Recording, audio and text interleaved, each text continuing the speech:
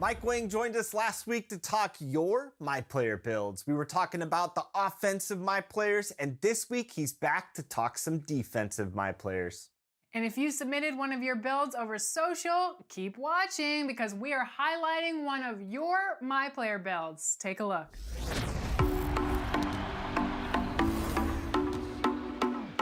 We are back with Mike Wang. Welcome back to the show. Last week we talked about my offensive build. Now we're going to focus on defense. Yes, Mike, I want a defensive build because, you know, I want to play big this year. I'm usually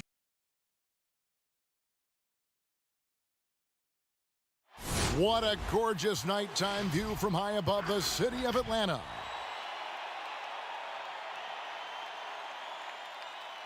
Live coverage.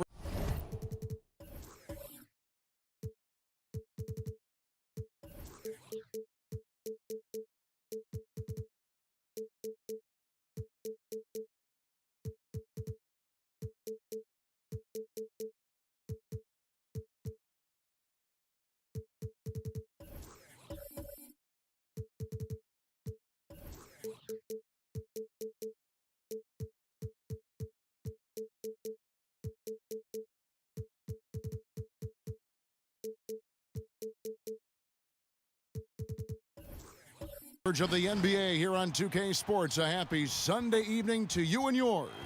Kevin Harlan here alongside Greg Anthony and Chris Webber. DA David Aldridge is on our sideline. Hey, Dave. Hey, Kevin. The Atlanta Hawks are a team trying to rise.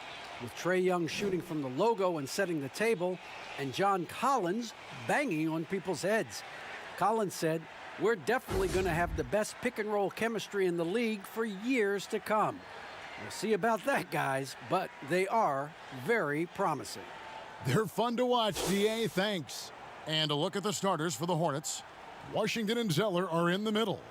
Devontae Graham is out there with Rozier, and it's Hayward in at the small forward position. And for Atlanta, Hunter at the 3 with Collins at the 4. Young and Herter make up the backcourt. And it's Okongwu in at center. And for teams already exceeding expectations, Greg, their spirits are running sky high right now. Kev, it's always a great feeling to come out strong, but it is hard to maintain that consistency. Yeah, the teams that do, you know, they believe in themselves and they keep playing to their strengths. Why is consistency so hard? You know, because you're not playing against yourself. And we're human. And, Kevin, as great as you are as a broadcaster, you probably have had some days where you didn't feel as good as you did other days. And that's no different for a guy competing at this level. My friend, that's every day. Every day you don't feel good about it. But you grind, right? You just try to keep grinding. You got to do it. And the lack of effort to fight over the screen there makes that an easy shot. We see this all too often. You have to be willing to put in the work. Passes it to Hayward. From deep three-point range, rebound Atlanta. Coming into this having notched a win against Cleveland in their last game. And the bench turned up in that one. Whatever they couldn't get from their starters, they got from the reserves.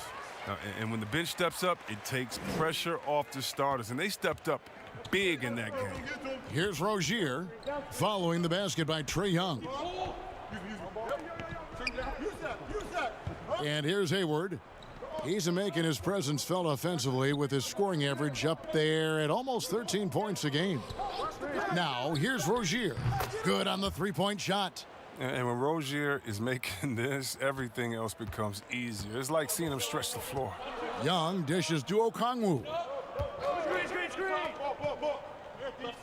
Collins against Rozier. Shoots it up. Misses off the right iron. With the D playing soft off him, he might have been better off taking it to the hoop instead of settling for the jumper. Graham surveying the floor. He dishes it to Zeller. 6 to shoot. Rozier for 3. They get it back and foul on the shot. He'll shoot 2 at the free throw line. Well, this is one of the areas of the court where Zeller gets most of his offense, either converting inside, going to the line, or both. Charlotte shooting their first shots from the stripe in this game. And they've had really good numbers all season from the free throw line.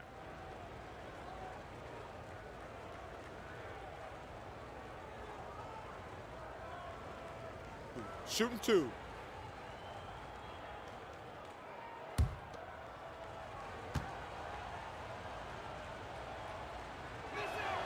The first one falls. The younger brother of Tyler Zeller and former Suns big man Luke Zeller, Cody has a good chance to be the best of all three.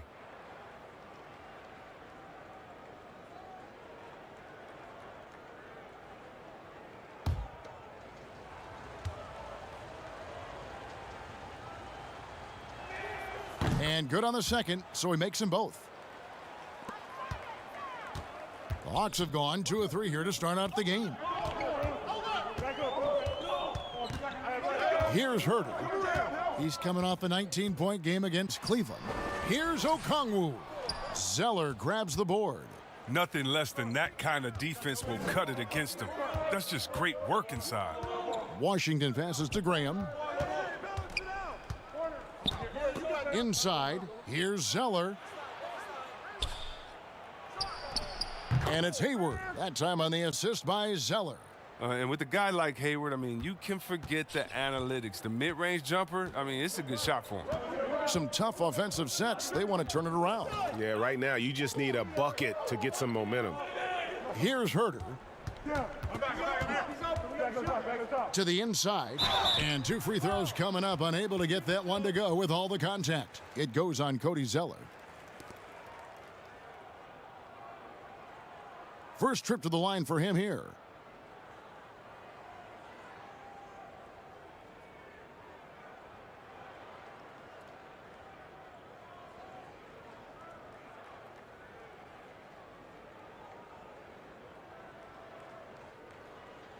Two shots. Relax on the first. Hit these, baby. Nah, man, you get little guy. Yeah, I got it. Hey, you can shoot it. I got him. You got this guy. And that one falls for Okongwu.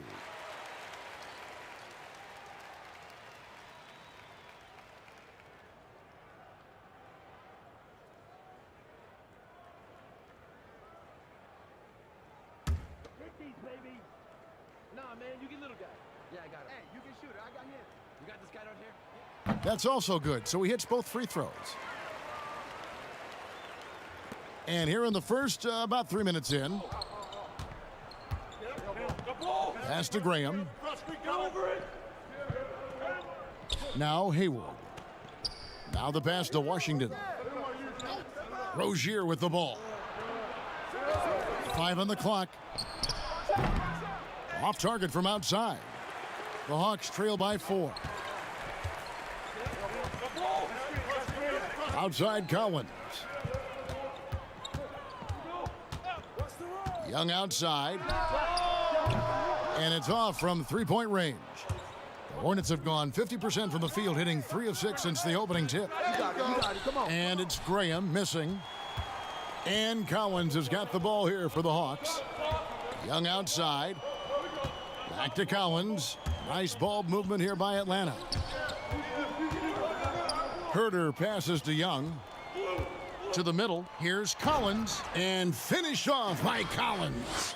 You just can't leave anyone open around Young. He's very capable of spotting his uncovered teammates. Pass to Rozier. Over Young. Rejected by Young. To the left wing. Here's Herter. And no good. Had a chance to take the lead there. Charlotte has gone 2 of 5 from 3-point land here in the first quarter. Graham, the pass to Zeller. Hayward outside. Puts it up. And the Hornets miss again. That's high-quality defense right there. Reading the situation, reacting, and making that a very tough jump shot. Hey, yo, right here. Young outside.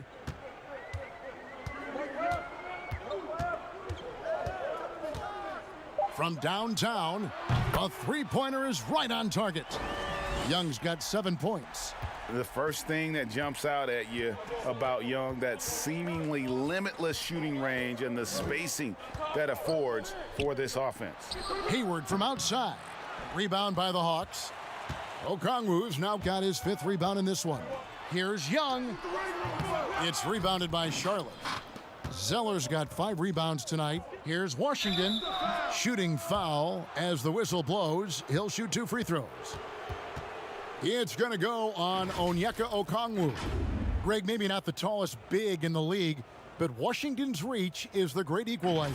He stands only 6'7", but that 7'2" wingspan, it allows him to play big, snatch rebounds in traffic, and make contested shots in the paint. I think the young fella's got a bright future. Shooting 2.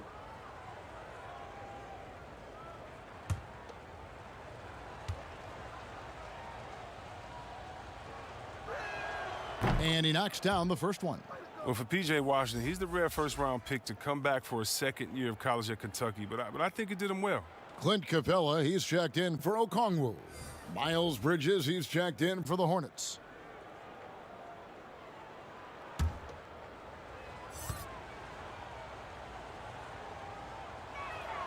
Good on both.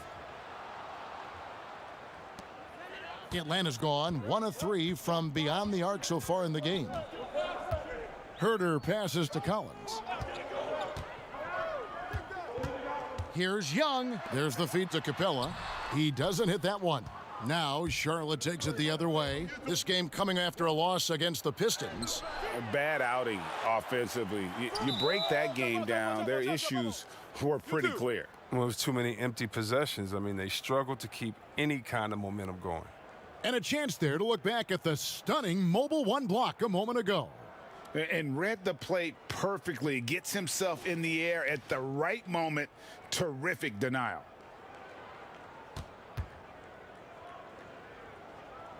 And so here's Charlotte. Passes it to Graham. Trains the three-pointer. Alert play on the part of Washington. He's a much stronger player when he shows the type of awareness and unselfishness. Young inside. Washington's on him. Young's shot is off. Hornets leading by 4. Graham gets a wide open look. No good from outside. He's not using his head this quarter. He's got to get back to finding high percentage shots. Here's Hunter. Capella dishes to Hunter. Herder passes to Young. Goes back up. Here's Capella. That one falls. And the massive wingspan of Capella, I mean, excels at using it to gobble up misses at a high rate. Graham with the ball. And the loss to the Pistons the other night definitely was not himself. Off the left rim and out. It's been a really tough quarter for him. I mean, he cannot get his shots to drop. Capella with the bucket. Only so much you could do against Capella. He's capable of keeping his balance through contact. Rozier the pass to Zeller. Now here's Graham. He isn't playing a big part of their offensive scheme, averaging around 15.5 points a game. To the right side. Hunter, no one around him, and that won't go, missing the go-ahead bucket. An even 3-on-3 break. Graham against Young. Now Graham, and it's DeAndre Hunter with the foul. That is his first foul of the game. Gallinari, he's checked in for the Hawks. Williams comes in for Kevin Herder. The Hornets also changing it up. Biombo comes in for P.J. Washington. And Ball subbed in for Rozier.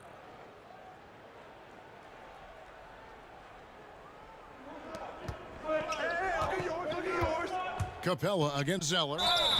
And contact on the shot, so he'll be shooting free throws here. Greg, I know you grew up with aspirations of someday getting into politics. Any current players who you could see maybe taking that same route? No doubt. There's several guys in today's game. You know, Harrison Barnes has the polish, and I know he's had some thoughts that maybe going in that direction. Teammates nicknamed Malcolm Brogdon the president for his stately demeanor and commitment to affecting change. I absolutely see him trying to have an impact socially moving forward. There's several guys, again, who not only have the voice, but the courage to speak out about things that matter most to them. Many sharp guys in the NBA.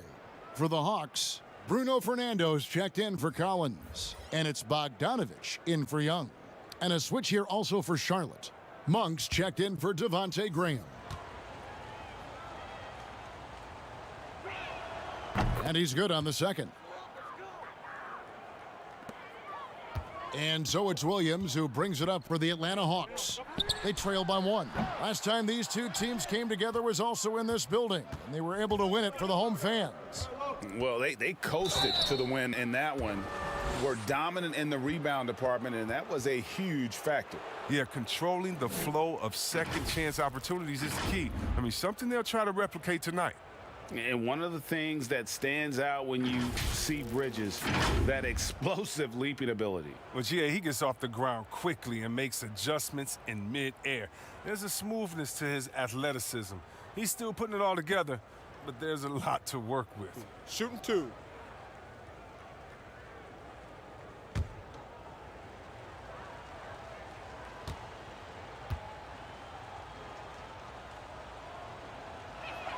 The first free throw is good. You know, Bridges takes a lot of pride in his hometown of Flint, Michigan. Shout out to the Flintstones. That's great to see. I mean, he holds a basketball camp there. That community is always close to his heart. And the Hawks making a change here. Collins is checked in. And a switch here also for Charlotte. Martin's checked in. And that one goes in. 2 from the line that time. The Hawks trail by 3. Williams passes to Collins.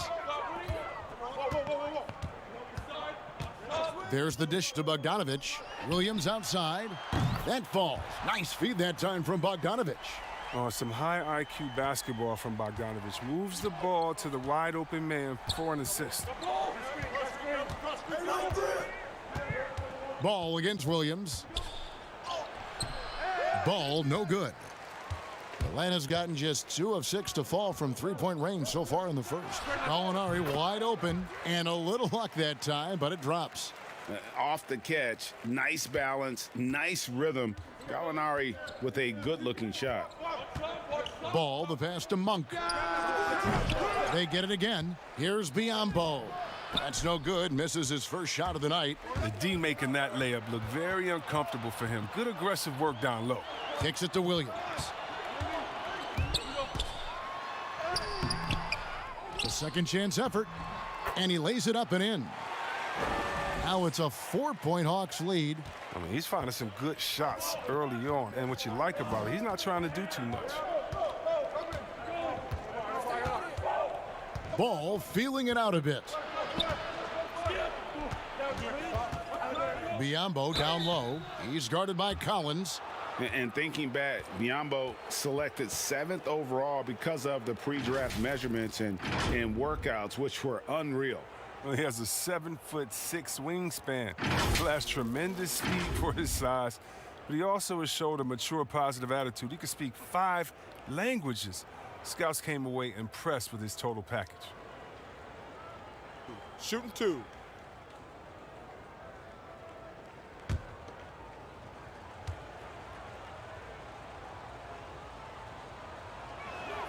And the first one at the line is good.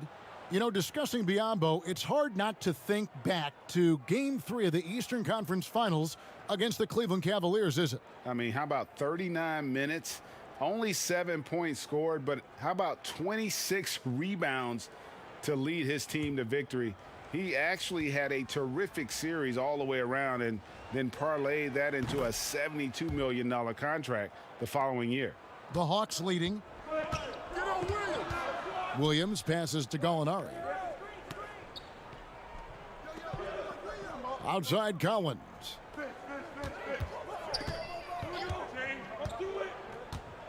Pass to Williams. 6 on the shot clock. The shot is good, and so is his shooting tonight. 3 for 4. Hornets trail by 4. A minute 50 left to play here in the first. Bridges. And the call on the shot that sends him to the line. Well, he's an attacking player, and that means Bridges is going to get his share of time at the line. But that'll never make him change his style. And this is his second trip to the line tonight. Take a break. Take a break. 2 shots.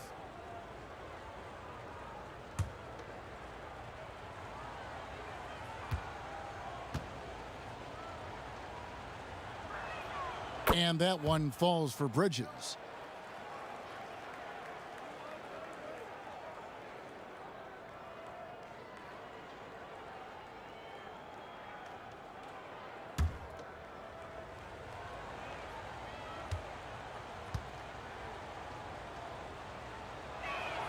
Both free throws good from Bridges.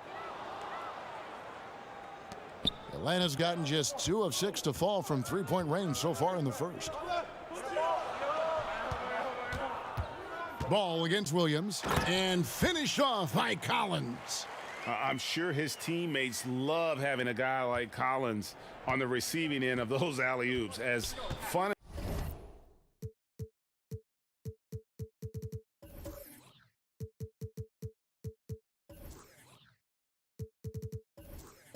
an assist as you'll get. Now here's Ball. Nothing yet on the scoreboard for him.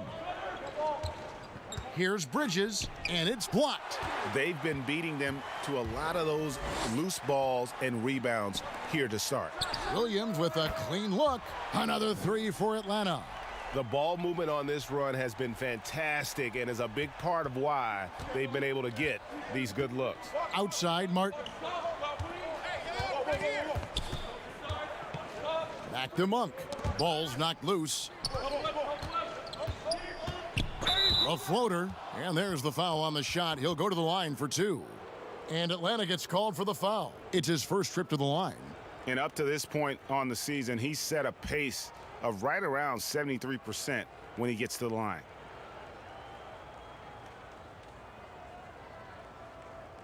Take a break. Take a break. 2 shots.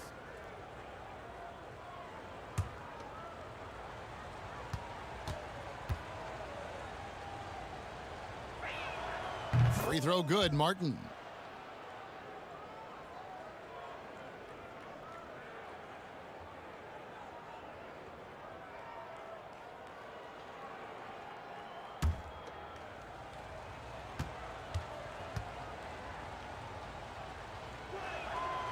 That misses, so he splits the free throws. The Hawks leading by 6.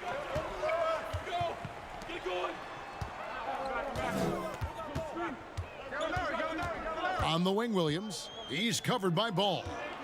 Here's Fernando. Bridges with the board. Charlotte shooting an alarming 21% to get things going here. Monk, the pass to Biyombo. And there's the call on John Collins. So that will be his second foul of the game. We're in the bonus, and we'll go to the line to shoot 2. He's gone 2 for 2 at the line so far.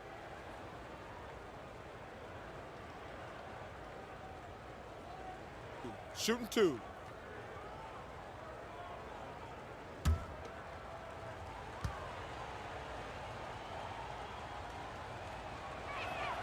First one falls for him. And the Hawks making a change here. Hunter's checked in.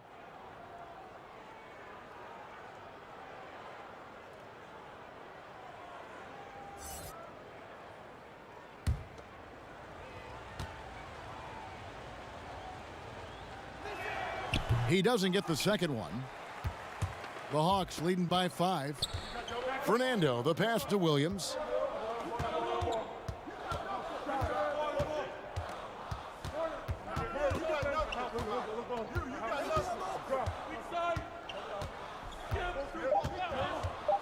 Three seconds left. Goes up again, and that would have counted, but his shot was off the mark this time. It's been all about Lou Williams for Atlanta. He got into double digits for the quarter with 10 points total. We come back right after this.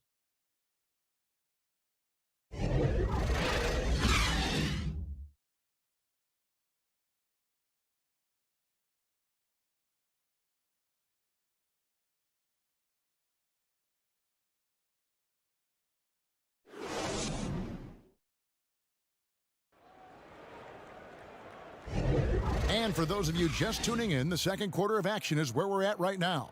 And what do you guys think about the Hawks here in this one?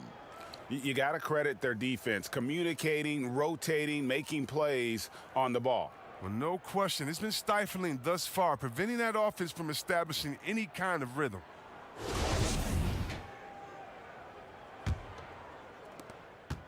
The Hawks leading by 5. And now let's check out the lineups courtesy of Gatorade, all fueled up and ready to go. Here's the second quarter of play. On the court for the Hornets, they've got Miles Bridges. Ball out there with Monk, and there's Bismack Biyombo, and it's Martin in at the small forward. And you really got to whack Bogdanovich to stop the basket. I mean, he's that skilled of a finisher. Yeah, he's a nice pay raise this summer for Bogdan Bogdanovic. I mean, wings of his skill level, highly valued in today's game. Okongwu's checked in for Atlanta. Gordon Hayward's checked in for Charlotte.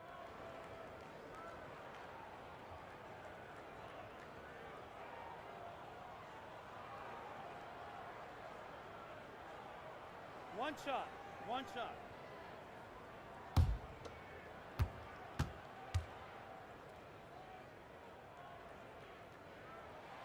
Free throw good, Bogdanovich.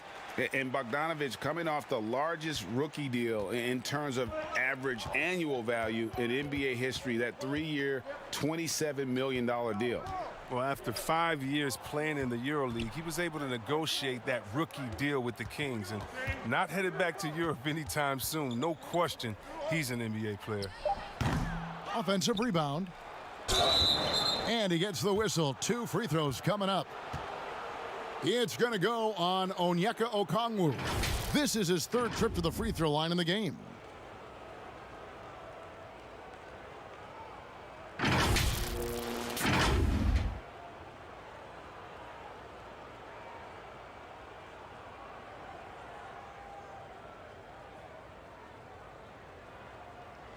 Take a break. Take a break. 2 shots.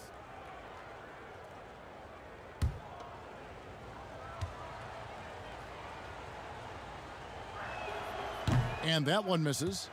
Greg, not all drafts are the same in terms of talent, but 2019 was a year to remember. No doubt about it. I mean, transcendent talent at the top. You think of Zion and Ja, both could be future league MVPs. And the irony is that those 2 guys were teammates in high school. Go figure. Yeah, go figure is right. Oh, taking it to the rack with power. And hammering down the 2-hand slam. The Hawks shooting their 4th shot at the foul line here. And they've had really good numbers all season from the free throw line.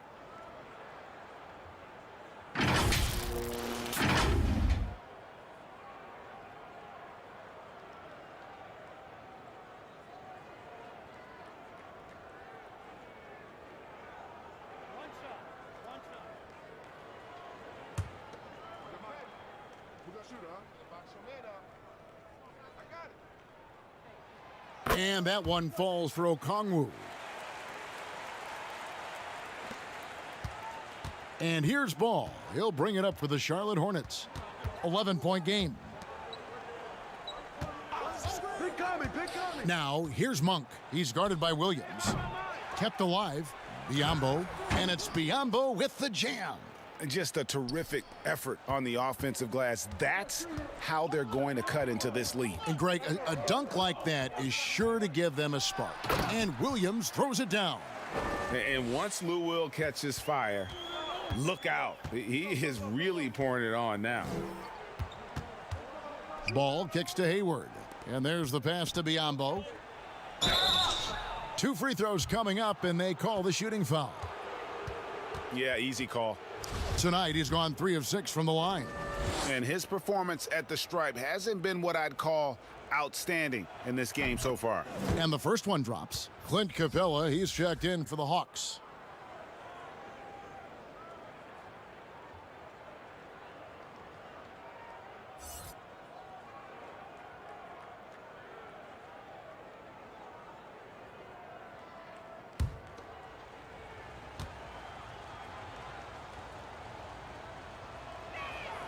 And so he hits both. Here's Bogdanovich. And they get some nice contributions from him on a nightly basis as he averages over 11 points a game. Fires from 18.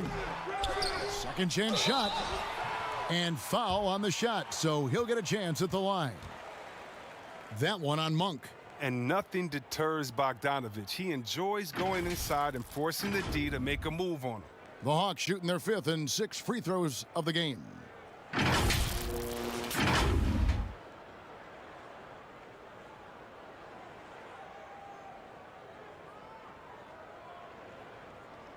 shots. Relax on the first.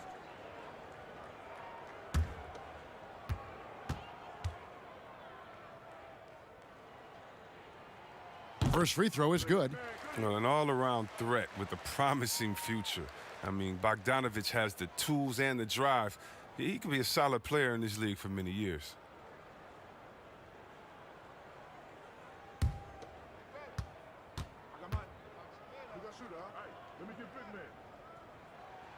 And so Bogdanovich nails both of them. Oh, you can get spoiled watching him at the line. I mean, you just expect him to make every one, every time. Ball finds Martin. Hayward right side.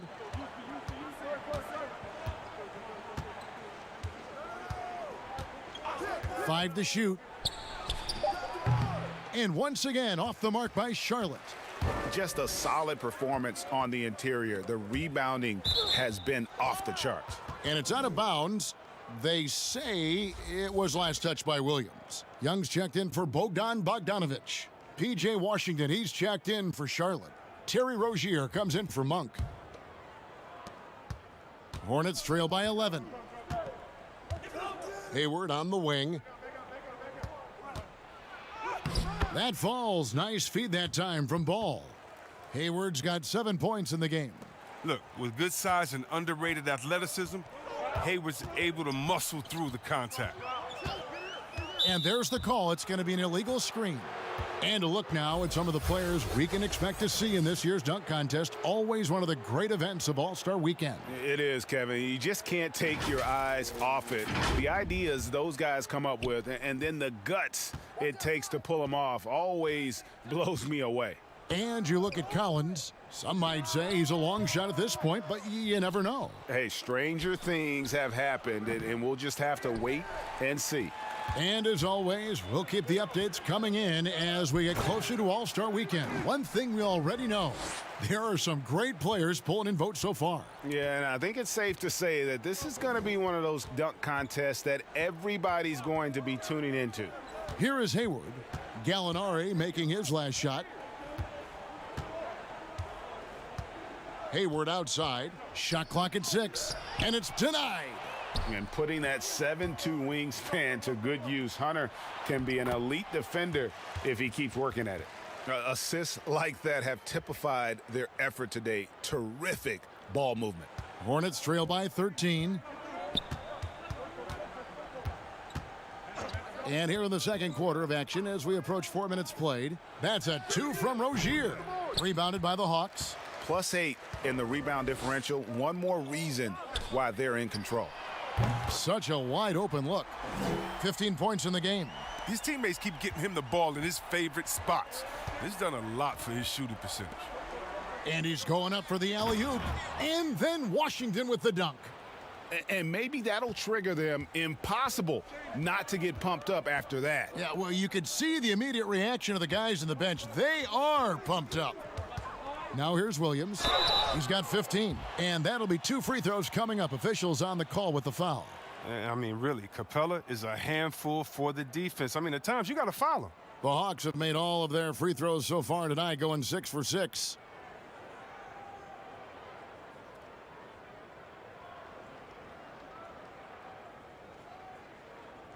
Two shots. Relax on the first.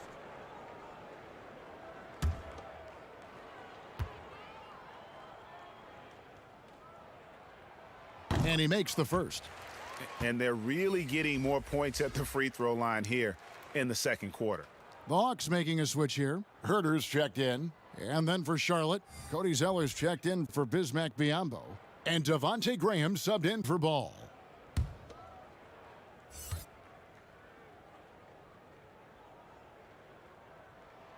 All free throws good from Capella. The 6'10" center from Switzerland. I mean, Capella, he's become a nightly double-double threat. He's a strong big man. Washington passes to Rozier. Over Young. It's hauled in by Clint Capella. Capella's got his 5th rebound in this one. His offense has been non-existent tonight. It's really hurting him. And here's Gallinari. He picked up 15 points in their last win against Cleveland. Shot clock at 5. And Capella with the basket on the assist by Young. Young's got his 3rd assist on the night. So Charlotte calls timeout. They're first. And the lack of rim protection, top of the list. Without question. They're giving up too many high percentage looks, a trend that they'd like to reverse. Looking now at some numbers for him.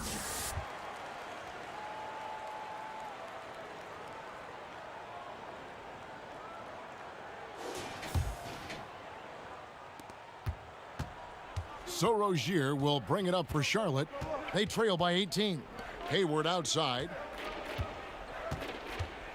Looking to get it going. And Hayward with the stuff. And this is why you got to keep Hayward out of the paint. He loves to try and finish around the rim. Young against Rozier. Whistle blows. Basket is good. So a chance here for a 3-point play. Yeah, and they're starting to warm up from the field this quarter. The Hawks have been a perfect 8 of 8 at the line. Shooting one.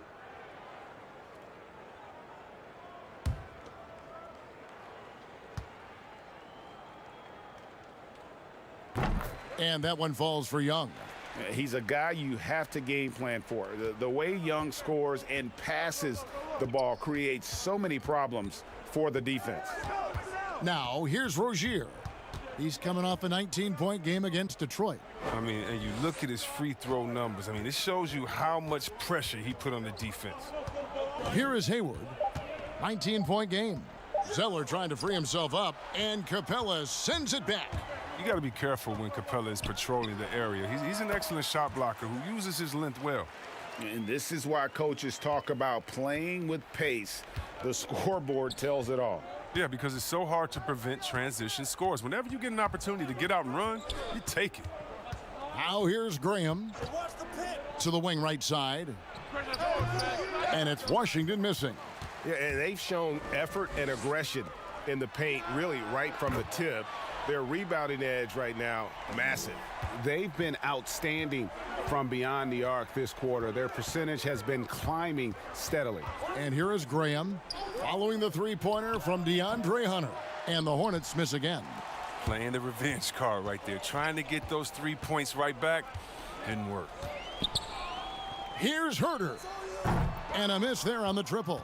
Charlotte has gone 0-3 from beyond the arc to start the second quarter. Shooting foul as the whistle blows. He'll shoot 2 free throws. And making an immediate impact in this league. Graham was a tremendous find in the second round. Yeah, the 34th pick in 2018. Some scouts felt he had a low ceiling, but someone who never loses confidence because he's had to prove himself at every level. That makes you battle tested, and it prepares you to affect winning.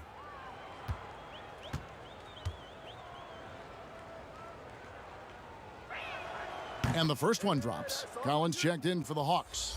And a switcher also for Charlotte. Miles Bridges, he's checked in for Gordon Hayward.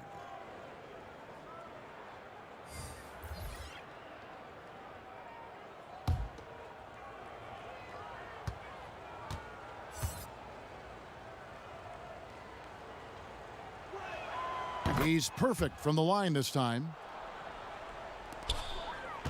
Atlanta leading by 22. Lobbed up there for Collins. Throws down the alley-oop slam.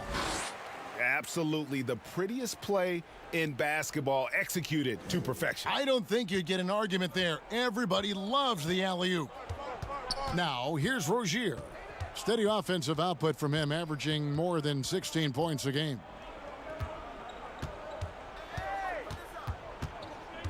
He kicks it to Bridges. Off the mark there with the three-point shot. Atlanta's gone 5 of 10 from downtown tonight. 50% exactly. And for the Hornets, they're shooting 23% from the field. That's not going to get it done. Shot by Zeller, no good. Atlanta's gone 2 of 4 from three-point range so far in the second quarter. And the call on the shot that sends him to the line. Looking now at some numbers for Herter. How's the last month of basketball been for him? Averaging 12 points, 3 rebounds, and 2 assists. Nothing about his numbers really jump out at you, but he'll come up with a timely play or two every game. Yeah, and sometimes that's all they need, especially in tight games. 1 or 2 plays can make all the difference.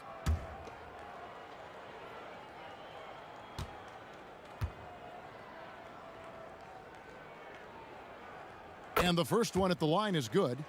And it's been said that history is written by the victors. Certainly holds true in sports, don't you think, Greg? And with that in mind, do you think titles are overvalued when evaluating the great players, individual players in history? You know, Kevin, I think so. Having said that, I think championships do matter, obviously, and in the NBA, in basketball in general, one guy can have more impact, right? Because you only play 5 and you play both ways. So Timeout. it does have something to say, but I don't think that completes the narrative. You know, there's some tremendously talented guys, Karl Malone, Elgin Baylor, Patrick Ewing, Allen Iverson, a lot of greats who never won it. It's easy to count those rings, but measuring greatness has to take in the whole picture. Hall of Famers, all of them. While we've got a moment, let's now take a look at the teams that had the most second chance points on the season. In the third spot, the Hawks. You know what? Sometimes their missed shots are their best offense. I mean, they attack the glass relentlessly, and those extra possessions can determine the outcome on a lot of nights. And here's Young. He'll bring it up for Atlanta. Feeds it to Collins. Zeller grabs the board. Zeller's got his 7th rebound here tonight. 2 free throws coming up, and they call the shooting foul. That one on Gallinari. He'll take his 3rd and 4th free throw shots of the game right here. Gotta admire what he's been able to do at the free throw line this season. How about over 90%?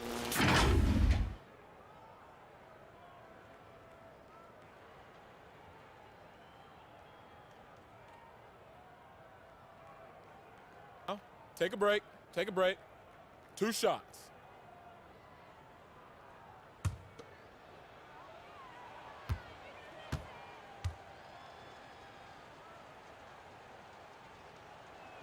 And he knocks down the first one. Malik Monk, he's checked in for Rozier.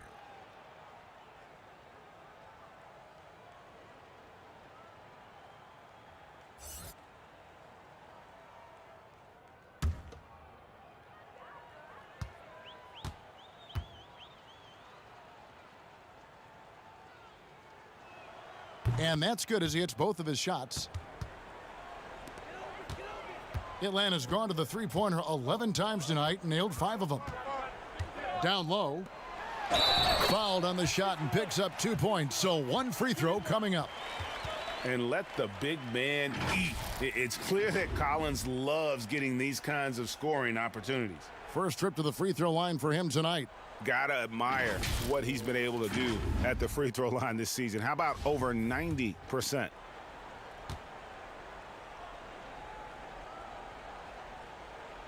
to go, baby!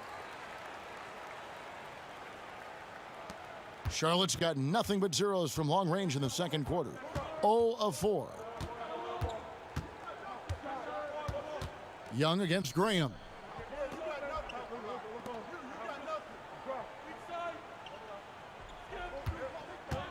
From 13, and misses it off the right side of the rim. That's the only way to hold him in check. When he's got it inside, you got to have a body on him right away. Here's Herter. He's gotten some minutes, but nothing on the board yet. Collins. That one is good. He's only missed 1 shot of his 6 taken on the floor. And that's a tough shot. For an athletic big man like Collins, finishing through contact is something you've got to be able to do. And there's Zeller, and that's good on the assist by Monk. Zeller's got 5.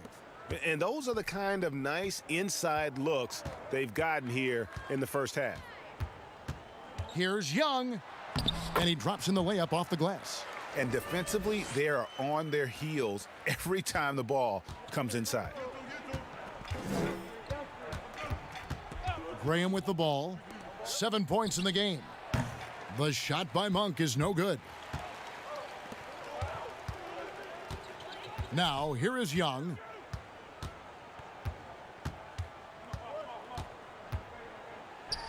Again, the Hawks score. And the lead should be safe if they can keep shooting the basketball like this. The Hornets shooting a rough 22% so far in this one. Now Graham. In the corner, it's Monk. Goes up on the wing. He can't hit that time. And it's the Hawks taking it the other way. Collins finds Young.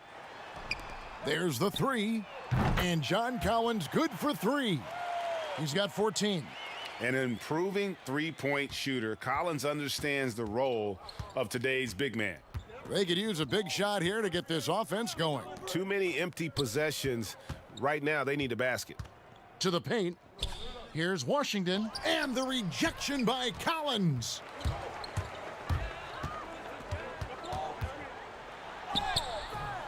Young's shot is off. And typically, he has the touch to finish when he's in tight, but not sure on that possession. And they'll keep possession. And here is Graham. 7 points in the game. And that one drops. Washington's got 4 points in the quarter. A little contact, but Washington stays solid. I mean, he uses some physical play to ensure the bucket. A nice shot by Young. Pretty much all of their buckets coming from inside the paint now. Here's Graham. There's 49 seconds left in the first half. Monk dishes to Graham. Clock at 6. Over Collins. They get it back. A nice shot by Zeller. Oh, man, solid on the boards. I mean, Zeller using that 7-foot height, getting his club some second chance points. Lobbed up there for Collins.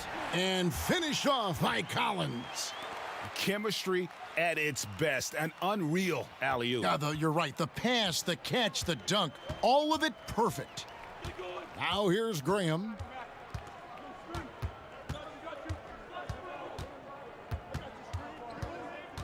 Pass to Monk.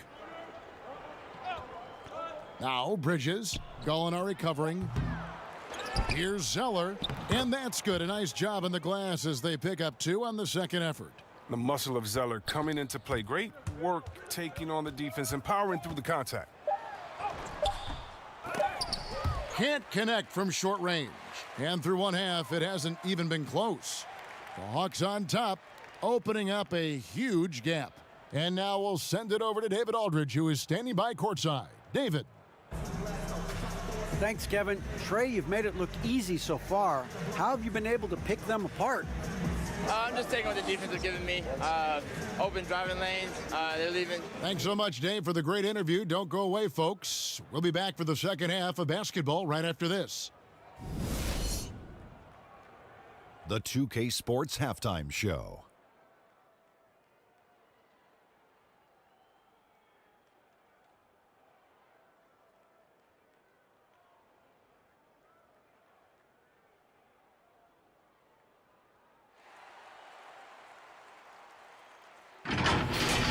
We saw Trae Young lighting it up in the first half.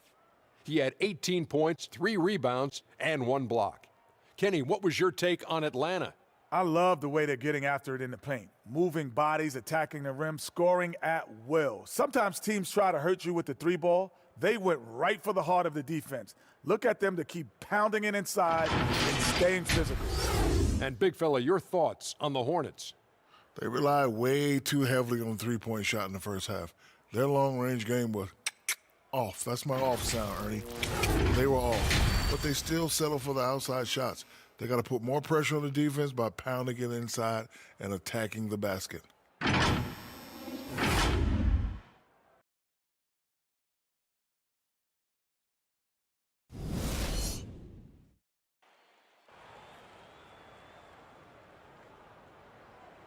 And there wasn't too much drama in the first half, but maybe things will tighten up here in the second. It's been one outstanding game from Trae Young.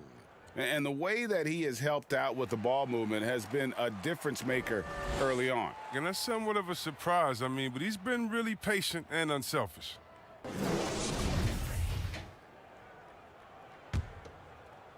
And Atlanta has possession. Herter the 2 with Hunter at the 3. Then it's John Collins. And it's Young. And it's Fernando in at the center, filling out the middle. That's the group starting the second half for Lloyd Pierce. And one thing about Hunter, it never gives up. You can see the focus and energy that he plays with on every possession. And that tells the tale here today, guys. Throughout this game, they've been able to get the ball in tight and finish. Here's Hunter following the bucket by the Hornets. And foul on the shot, so he'll get a chance at the line. And there, just through activity, Hunter keeps the pressure on the defense. This is his first trip to the line tonight. Gotta admire what he's been able to do at the free throw line this season. How about over 90%?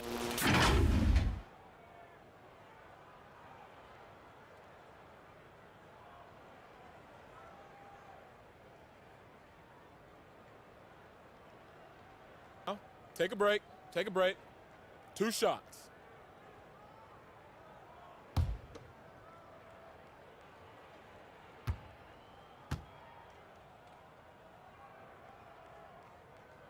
The free throw drops for Hunter. An athletic forward with a versatile skill set. Hunter has also proven he can come up big in big moments.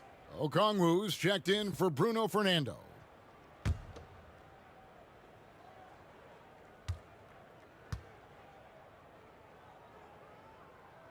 Both shots good from the stripe. Rozier with the ball. Hayward outside. Passes it to Graham. The three-pointer off the mark. Atlanta's gone 6 of 12 from outside. A very nice 50% mark. Shooting the 3-ball well. And foul on the shot. He'll shoot 2 at the free throw line. First trip to the free throw line for him in this one.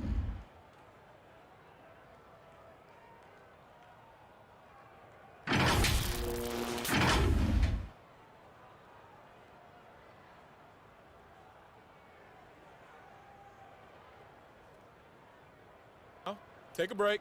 Take a break. 2 shots.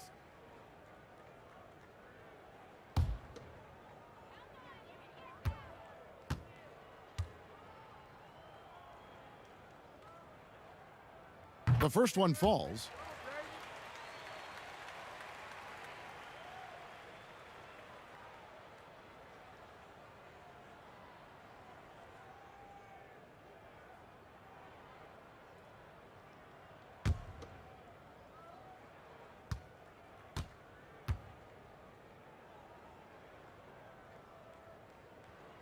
And he makes both free throws. About 1 minute played here in the second half. Now here's Graham.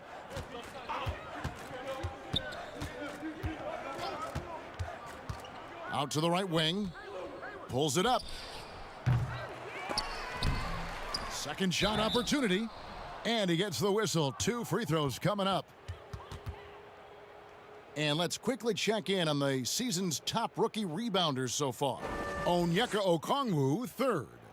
And, you know, rebounding was a skill that I thought would translate to the NBA for him. We knew he could board with the best of them, and he has not disappointed. 2 shots. Relax on the first.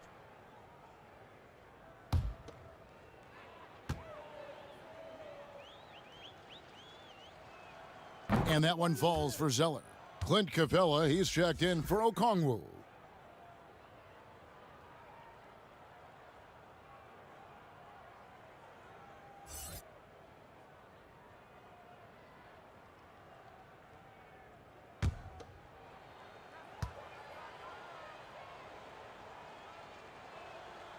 And so Zeller nails both of them. And here's Young. He'll bring it up for Atlanta. And we're about a minute and a half here into the second half. Collins passes to Hunter. 6 on the shot clock. Fires for 3. Here's Young. Makes it off the glass. Young's got 20. And how about the awareness Hunter possesses? Understands when one of his guys has an opportunity. To the inside, Hayward tries again. Zeller trying to free himself up. The shot's good from Gordon Hayward. Hayward's got 11 points. Straight up effort gets him those points. That's what it's all about on the offensive glass.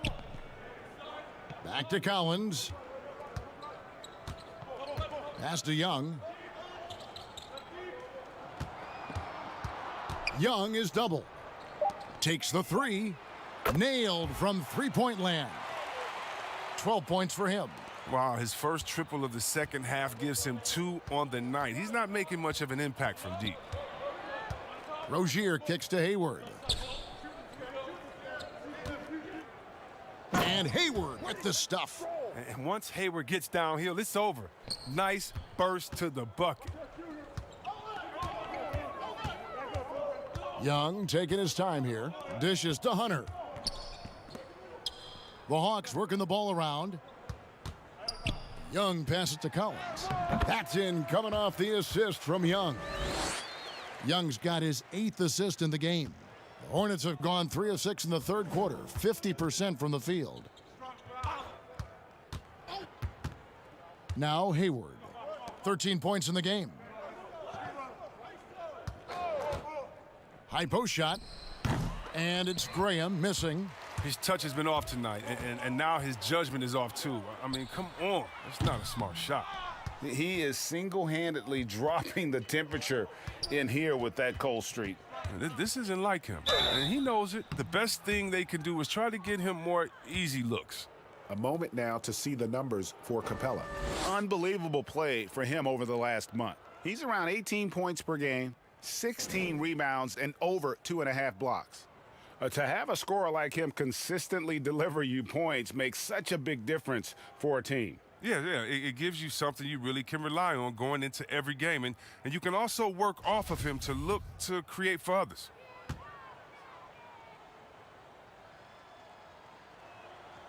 That free throw good from Washington. Atlanta making some changes. Bogdan Bogdanovic comes in for Kevin Huerter. And it's Williams in for Trae Young.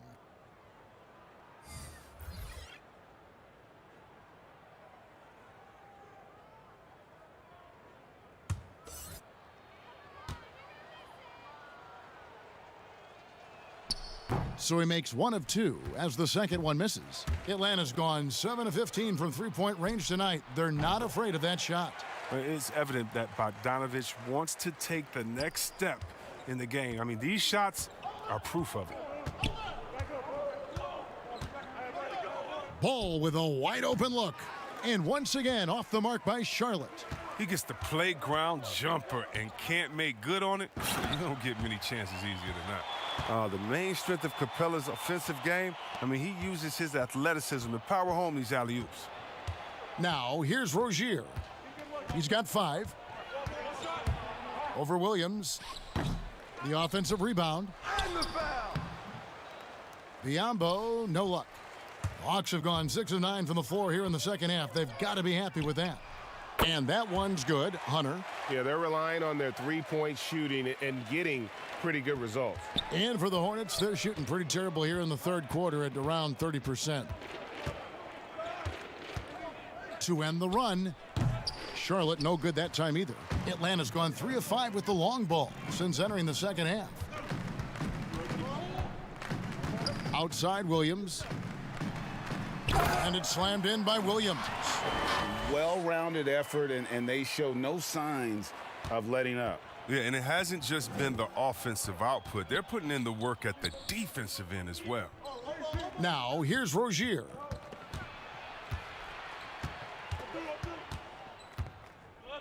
Outside, Ball. Here's Biombo. And oh, he jams it right over Clint Capella. Wow. Yeah, a coach's pet peeve there. No box out. Oh, it's simple. When you fail to put a body on someone, you're inviting a breakdown on the defensive glass. Now here's Williams. 17 points in the game. Right wing. And a wide open look for Capella. It's rebounded by Charlotte. He's as surprised as anyone with that miss. When he's left alone like that, you can usually count it. And he gets the basket. Officials blowing the whistle, so a chance at the line for one more. Some changes for Charlotte. Miles Bridges, he's checked in for P.J. Washington. And it's Malik Monk in for Rozier. That's good from Ball. Here is Williams. Looking at his numbers, he's averaging about 6.5 points a game. Here's Collins. And contact on the shot, so he'll be shooting free throws here. That's on Miles Bridges. And when Collins goes up, the interior defense runs out of options. He forces them to get sloppy. He's gone 1 of 1 in the game so far from the line.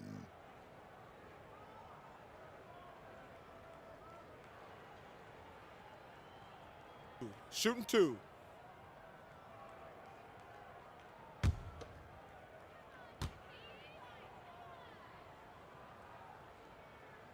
And that one falls for Collins. And if they continue, Kevin, their outstanding free throw shooting, that'll help them seal the deal.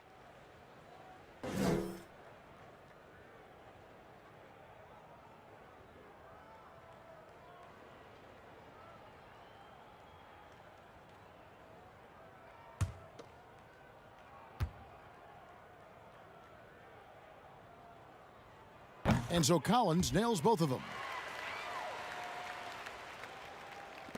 And here is Ball. Looking at his numbers, he's averaging about 6.5 points a game. Monk for 3. Rebound by the Hawks. Collins has got 6 rebounds now in the game. Here's Hunter. The Hawks again can't hit. Charlotte has gotten blank from three-point land so far in the third. Still 0 for 3. Biombo, no luck. Now, look, even if he had other places to go with the ball, that's a good shot. You can't blame him for letting that one fly. The Hornets shooting only 27% from the field, looking pretty ugly out there. The pass to Ball from outside the arc. Hunter grabs the miss. The Hawks have gone 8 of 14 on their shot attempts here in the third. Some pretty nice work. Williams for 3. Lou Williams, so crafty, GA, just a knack for putting the ball in the basket. This guy just has the gift. I mean, it's been that way forever. He is just a born scorer. Stolen by Ball. Pass to Biombo. Here's Ball. Passes to Monk. The tray. Atlanta with the rebound. Capella's got rebound number 13 for him here tonight. Hate to say it, but he's dragging them down. Not a single bucket this game. Biombo with the block. Now, here's Monk. He's guarded by Collins. Here's Hunter. Bogdanovich dishes to Williams. Tries yet again. Biombo with the block. They retain possession. It seems like every shot these guys have been putting up has been going in. This month's top shooters. Second is Clint Capella. It would be hard to imagine him shooting the ball much better than he has. He has been on fire. Take a break. Take a break. 2 shots.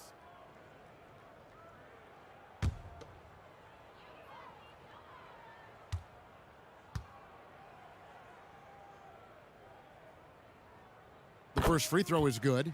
And Williams is sort of the classic instant offense guy. Whether he's coming off the bench or starting, he can provide a spark whenever they need one.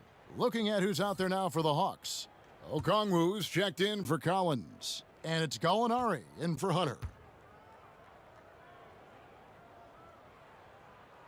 And Williams drops them both.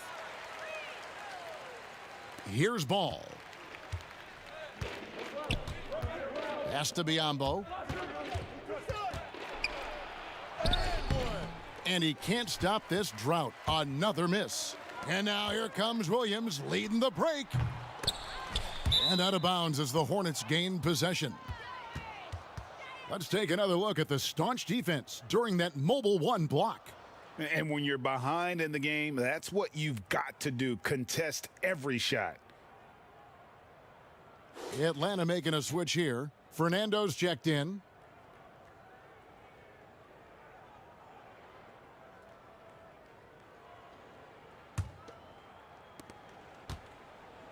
And so it's Ball with it. He brings it up for Charlotte.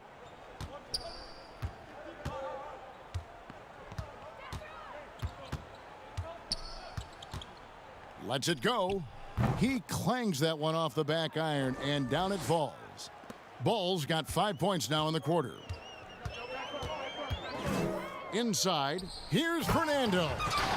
Don't sleep on Williams' ability to create for others. That's a veteran play. Ball against Williams. Ball with it. 5 points in the game. Now, here's Bridges, and it's blocked. Oh, and a fast break for Atlanta.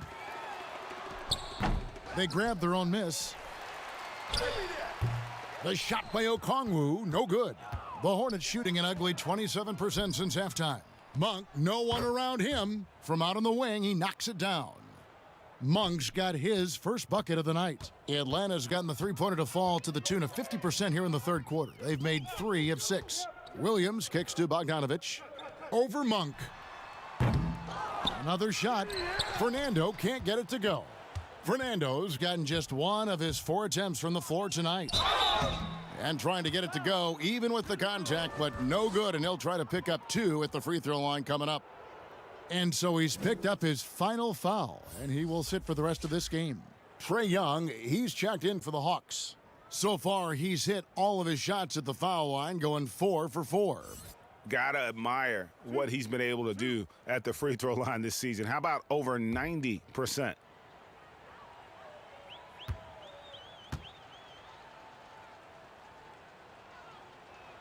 First free throw is good. And some changes here for the Hornets. Cody Zeller comes in for Biyombo. And Gordon Hayward is subbed in for Martin.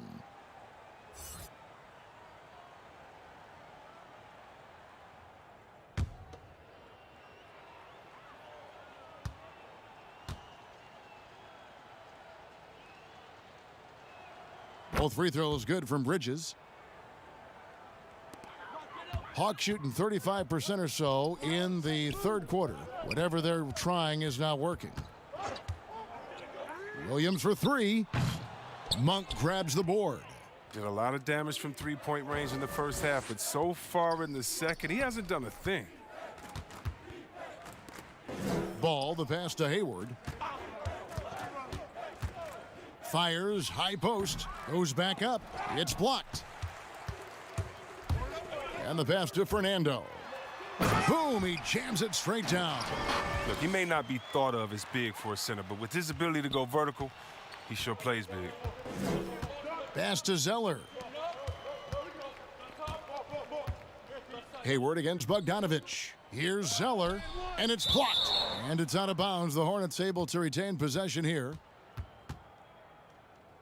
Kevin Huerter, he's checked in for Williams. Devontae Graham's checked in for the Hornets.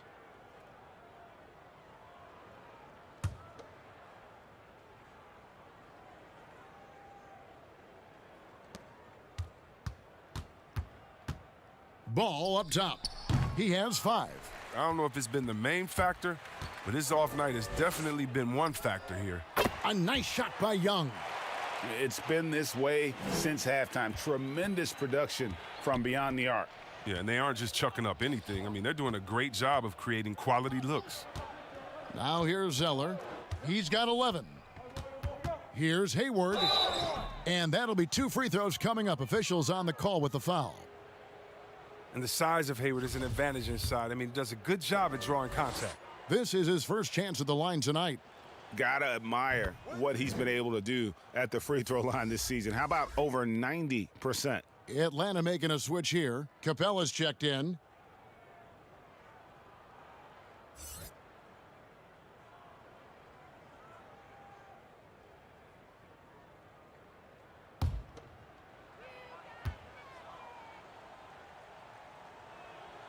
Hayward hits them both. And with Hayward, you get a little bit of everything, the scoring, the passing, the rebounding. I mean, an all-around threat. Ball against Young. Young is doubled. Out left to the wing. Here's Herter.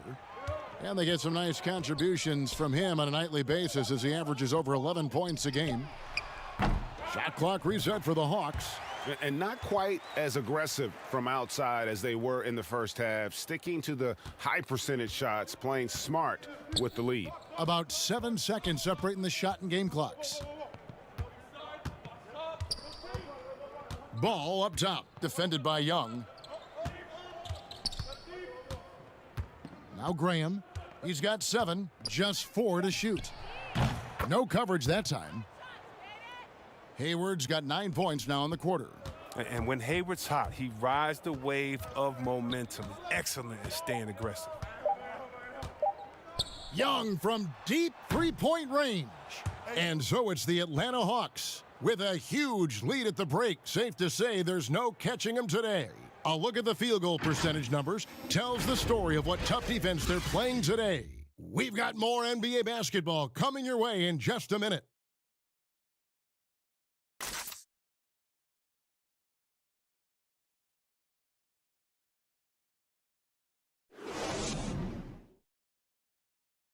And let's take now this moment to bring up our State Farm assist of the game.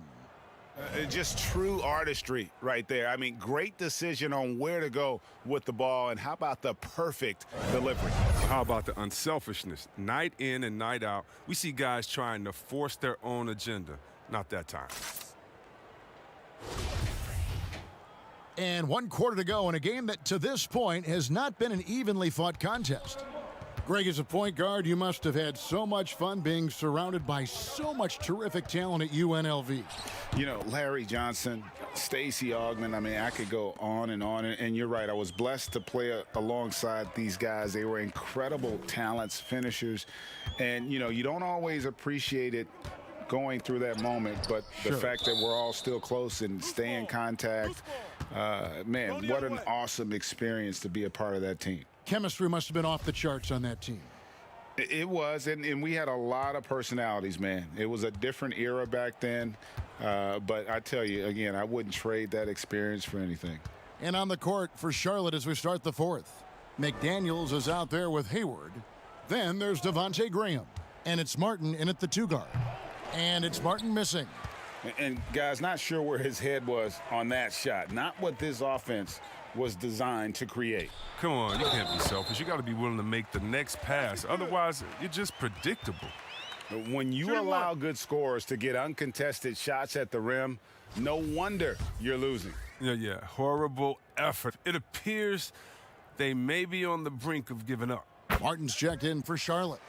Greg, after we saw top prospects like LaMelo Ball and R.J. Hampton playing a year in Australia, the NBA G League sweetened the deal to attract those blue chippers to this G League, which I think is a very interesting topic and a very interesting way to go. It is. You know, I think the salaries now can exceed $500,000, not to mention the endorsement deals, and they're on a single team that's built around their needs. Certainly an enticing option for those who want to skip the college route. Does this affect colleges, in your opinion, in their recruiting? Not at all. You're going to love your school no matter who plays for them, especially if you're winning. First one falls for him.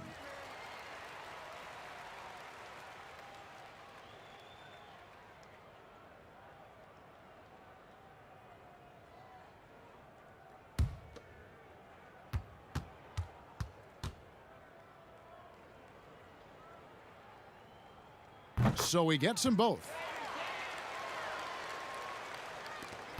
And here is Graham. Kicks it to Martin.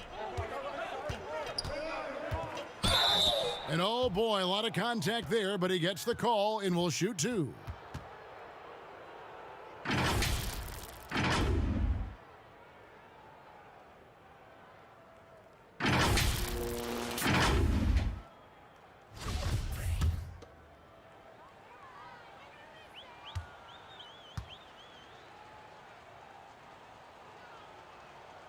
Free throw good, Martin.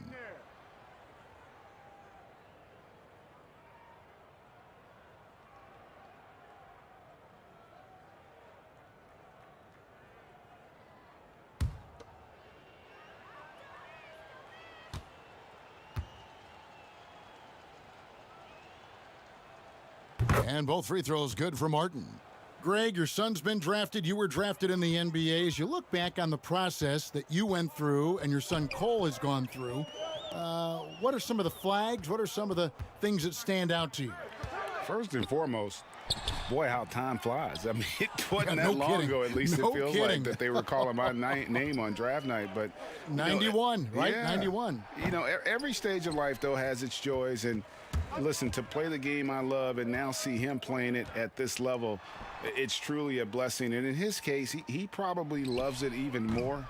You know, he didn't grow up the way I did. He grew up just with a true love and passion for the game. So it's humbling and obviously something that I take great pride in. You were taken out of UNLV 1991, number 12 overall. I remember it like it was yesterday. Over in the corner, Reddish. Over Martin. Here's Fernando. It falls for his 5th field goal of the night. Now shooting 5 for 8. With the second half he's having, I mean, his field goal percentage is way up there. Graham against Dunn. It's deflected, but they'll get another chance. Martin kicks to Martin. 6 to shoot. A second chance effort, and he sinks the layup. And how's that for a move? The killer crossover. That's a thing of beauty. The Hawks have gone 2 for 5 on field goal attempts in the 4th quarter. Capella, the pass to Dunn. Capella trying to free himself up, and that one drops for him. Oh, nice to see Capella find the open teammate as he continues to develop his ability to create for others. And that's out of bounds. Charlotte will retain possession. Collins checked in for Atlanta.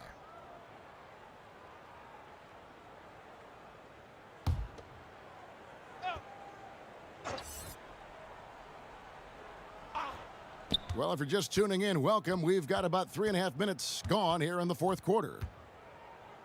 Outside Martin. Just 5 on the clock. The Hornets need to get a shot off here. Offensive rebound. Second shot opportunity. Doesn't get it to drop for him.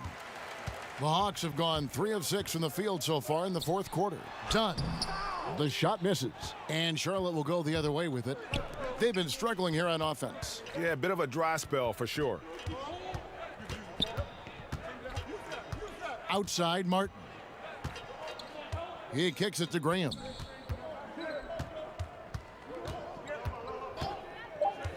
Goes up on the high post. Rebounded by the Hawks. Now the Hawks moving it the other way. Here's Fernando. Finished off the break. How about this turnaround? He played a fringe role in the first half, and now he's the man for them. Now here's Graham. Overdone. The putback. It's good on the putback. Just in a perfect position to grab that rebound and then get the putback. Pass to Reddish. The Hawks working the ball around. Stolen by Martin.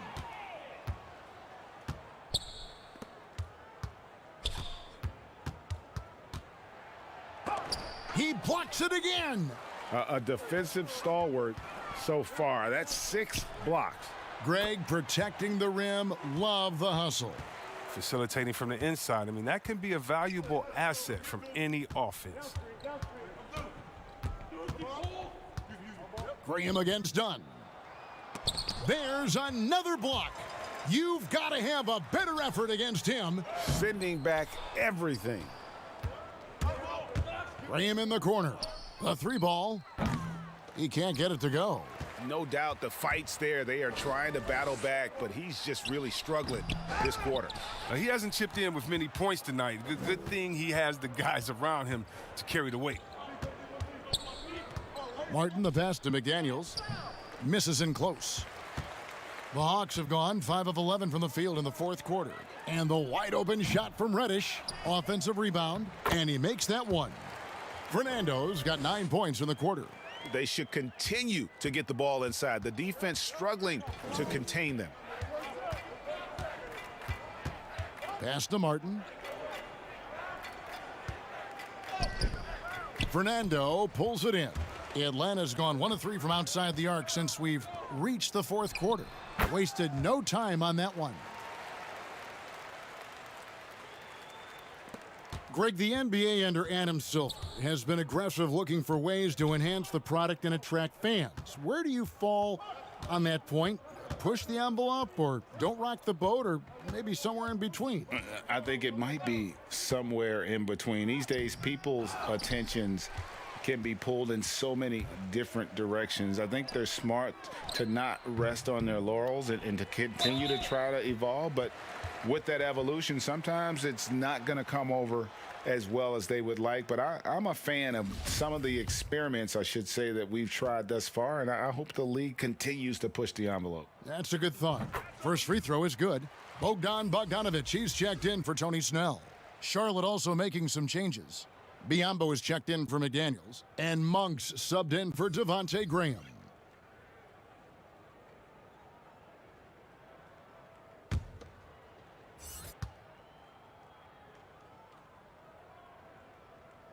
That one is no good. The Hornets shooting a pretty pitiful 25% in this game. Offensively, they can't get anything going. To end the drought. That shot is off. Collins with some nice D. Here's Bogdanovich. Second chance shot. Fernando, the pass to Collins. A tad short, but it's good off the front iron. And guys, the offensive rebounding really has stood out here this half. All those second chance points are helping them maintain that lead. Now here is Martin. He dishes it to Monk. Well, we know the TV networks have brought more revenue, Greg, to the NBA. The expectation is for another bump when they renegotiate in 2023. You know, at the same time, though, Kevin, with all the cord cutters out there, the league looking to make the game more accessible to those fans. I expect that to be a big part of this next deal. Right, on your tablet, your smartphone, or your computer. Mm-hmm. Now, here is Martin. Shot clock at 6. Takes a 3. Oh, you got to see more of this from Bogdanovich. It's important that he stays engaged and active on defense. Here's Reddish, and it's wide right. Hits off the rim. No other way to put it. Just a poor shooting performance for him, but luckily his teammates have picked up the slack. And it's Martin missing. Boy, you can just see the frustration growing on their faces. Nothing going their way. It's something that happens to every team. You just have to ride it out, play your hardest, and live with the results. Now here is Martin. There's the pass to Biyombo. Outside Martin. Over Bogdanovich. Another miss by Martin. And since halftime, he has just been ice cold. Just can't seem to get anything to go his way. Charlotte's gone 1 of 3 from outside the arc since we've reached the fourth quarter. Biyombo, no luck. Atlanta's shooting in the fourth quarter has looked shabby, 38%. And Bogdanovich throws it down. At 6'6", Bogdanovich has the height to throw it down. It's been a pretty tough stretch for them. And this will be an important possession. It's really essential they put a stop to this run, and the best way to do it is by great execution. Done with it.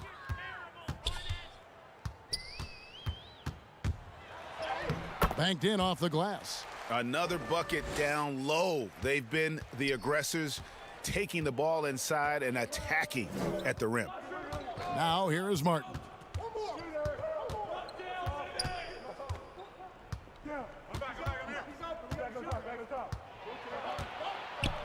And he's fouled pretty hard on that shot, but he's got the chance to pick up the points at the line.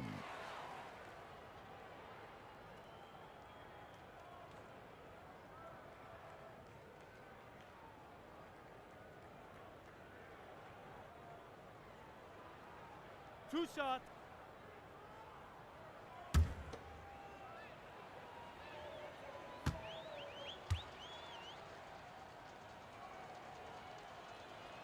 No good on the free throw. Atlanta making a switch here. Snell's checked in. The Hornets also with a sub.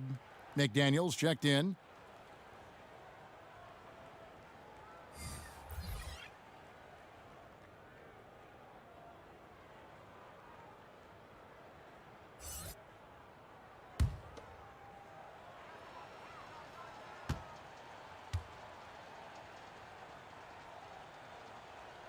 And he sinks the second.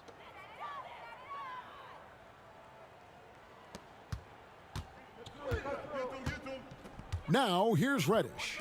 Nice ball movement here by Atlanta. Dunn looking over the floor. With the teardrop. Oh, that's blocked. A fast break now for Charlotte. Martin with the ball. And the Hornets miss again. And he has definitely been struggling in this quarter. Oh, just off his game, forcing a few shots, not letting the game come to him naturally. Dunn passes to Fernando. Monk with a double team. Fernando can't get it to go. Charlotte has gone 1 of 3 from outside the arc since we've reached the fourth quarter. And so it's going to end up in the record books as a blowout, a dominating performance for the Hawks.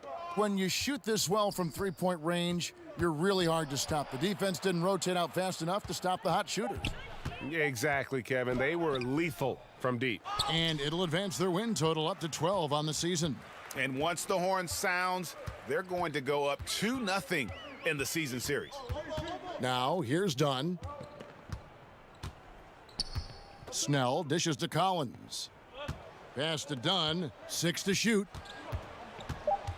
To the wing on the left. Snell from outside. Great D that time from Martin. 41 seconds left to play in the final quarter. Out of bounds, Atlanta will take possession. Clint Capella, he's checked in for Atlanta.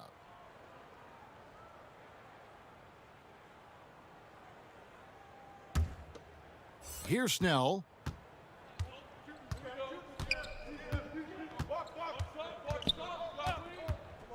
Passes it to Dunn. Pulls up on the wing, and he comes up with the deuce. And you can sense that these fans, these players, they are ready to celebrate.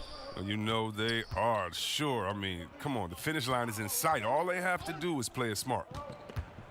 Here's Monk, and Capella sends it back. Here's Dunn. And so it's the Hawks taking care of business in this one. They poured it on tonight. Dominant showing in front of a crowd that loved every minute of it. And, you know, this game could really be a defining one for what they can do when they are playing at their best. I mean, being here at home no doubt helps, and the execution was flawless. And now let's catch up with David Aldridge. All right, David, great job. Thanks so much. And that about wraps it up. For David Aldridge, Greg Anthony, and Chris Webber, this is Kevin Harlan thanking you for watching the NBA on 2K Sports. We'll see you next time.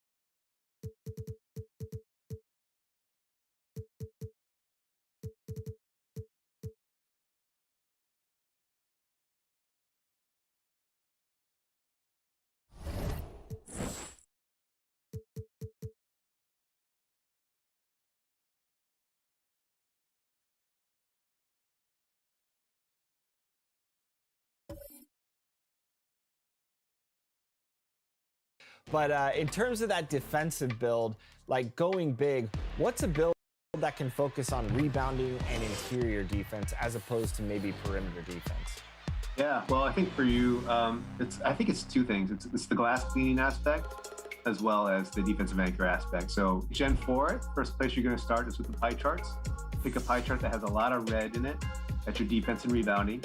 For Gen 5, you have a lot more options. You can basically set all your caps to where you want them to be. So for Gen 5, boost your offense and defense and rebounding, boost your block rating for sure. Probably put that up to the max if you can. And your interior defense is going to be important as well. And which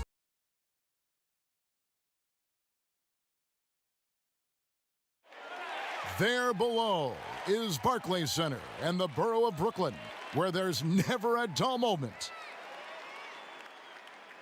Welcome, everyone. Thanks for tuning in to 2K Sports. We've got some NBA action for you coming up. In this game, we'll see the Detroit Pistons.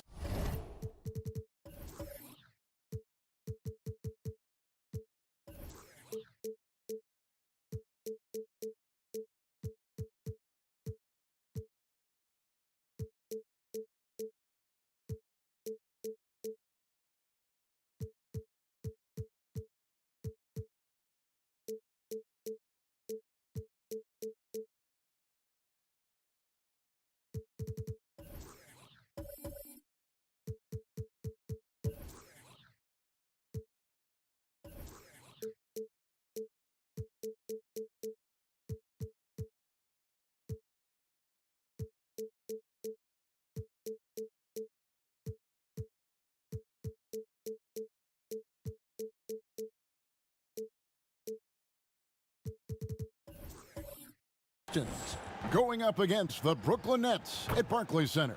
This is Kevin Harlan with Clark Kellogg and Greg Anthony. And giving us the rundown from the sideline, David Aldridge. DA, it's all yours.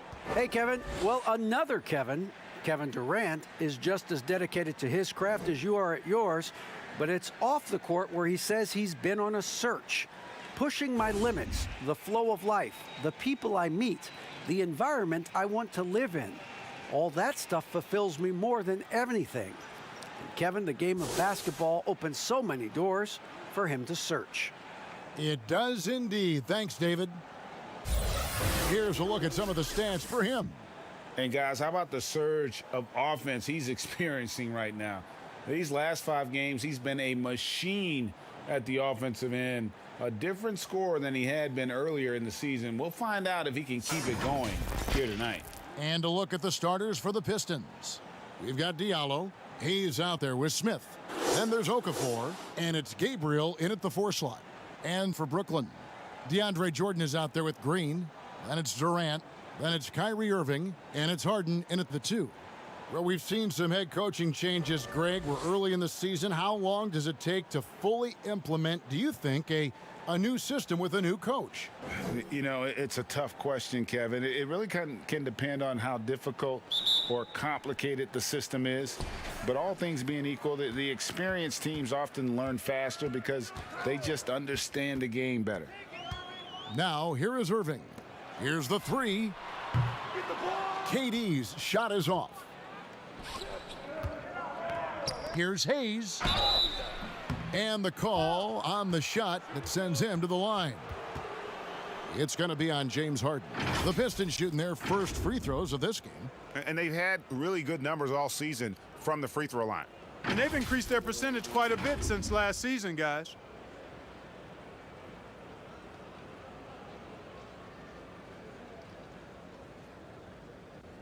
Two.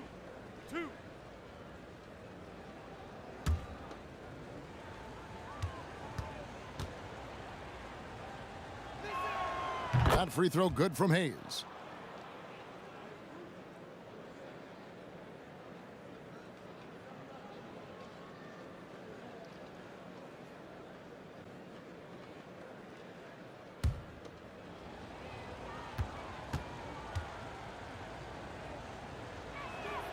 Both good from the line that time.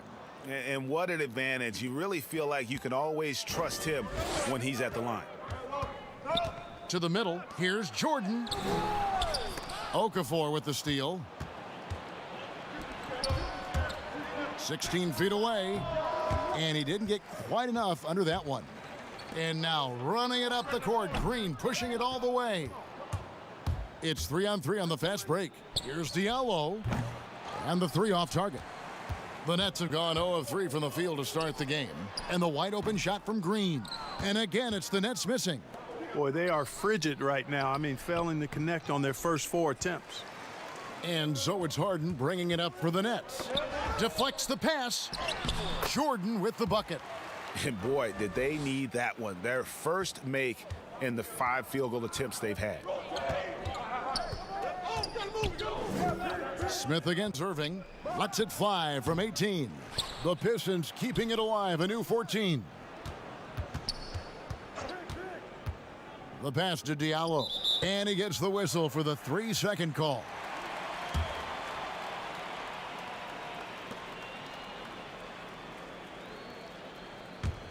For Brooklyn, they've gone just 1 for 5 from the field to start the quarter. Pass to KD. Over Diallo. And that one hits back iron. And Kevin Durant, one of the greatest scorers to ever play. Not the most prolific scorer, but perhaps the most talented. He's dangerous from any part of the floor. Great job of crashing the offensive glass. He stayed with it. That's hard-nosed, tough basketball. Oh, the power on that throwdown. And Harden, an absolutely vicious dunker. Terrific at bouncing towards the rim for the epic throwdown. Smith outside.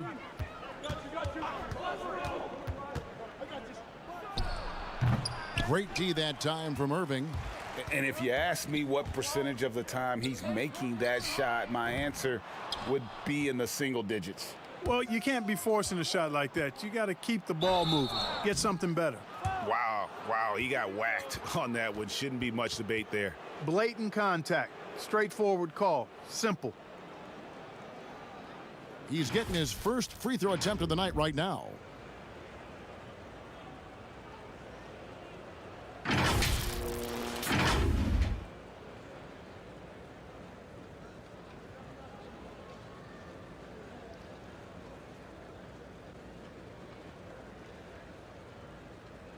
Two shots. Relax on the first.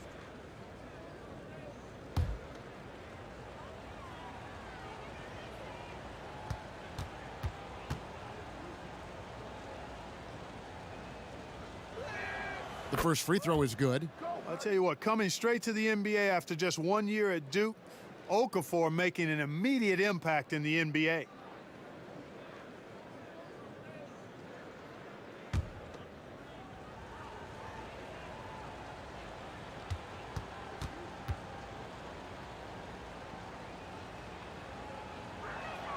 That one misses. And so it's Durant with it. He'll bring it up for Brooklyn. They trail by 1.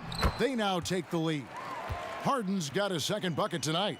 Boy, that's an example of Durant's basketball IQ and awareness, both platinum level. Down low.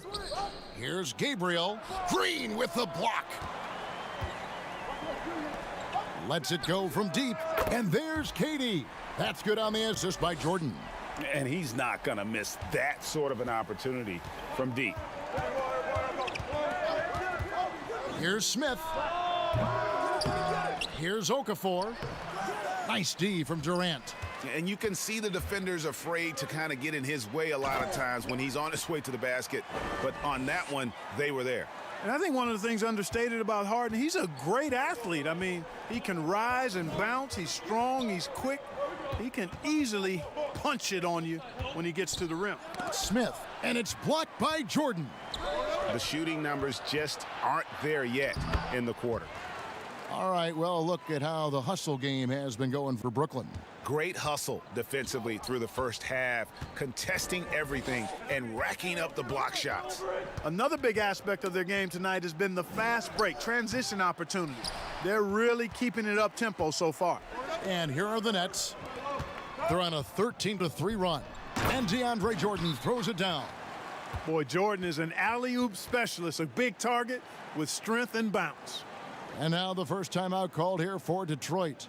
And the league's preeminent practitioner of the step-back three, James Harden, is as good as it gets. And, you know, like the skyhook, an unguardable shot. And paired with his dribble drive, a two-move torture chamber.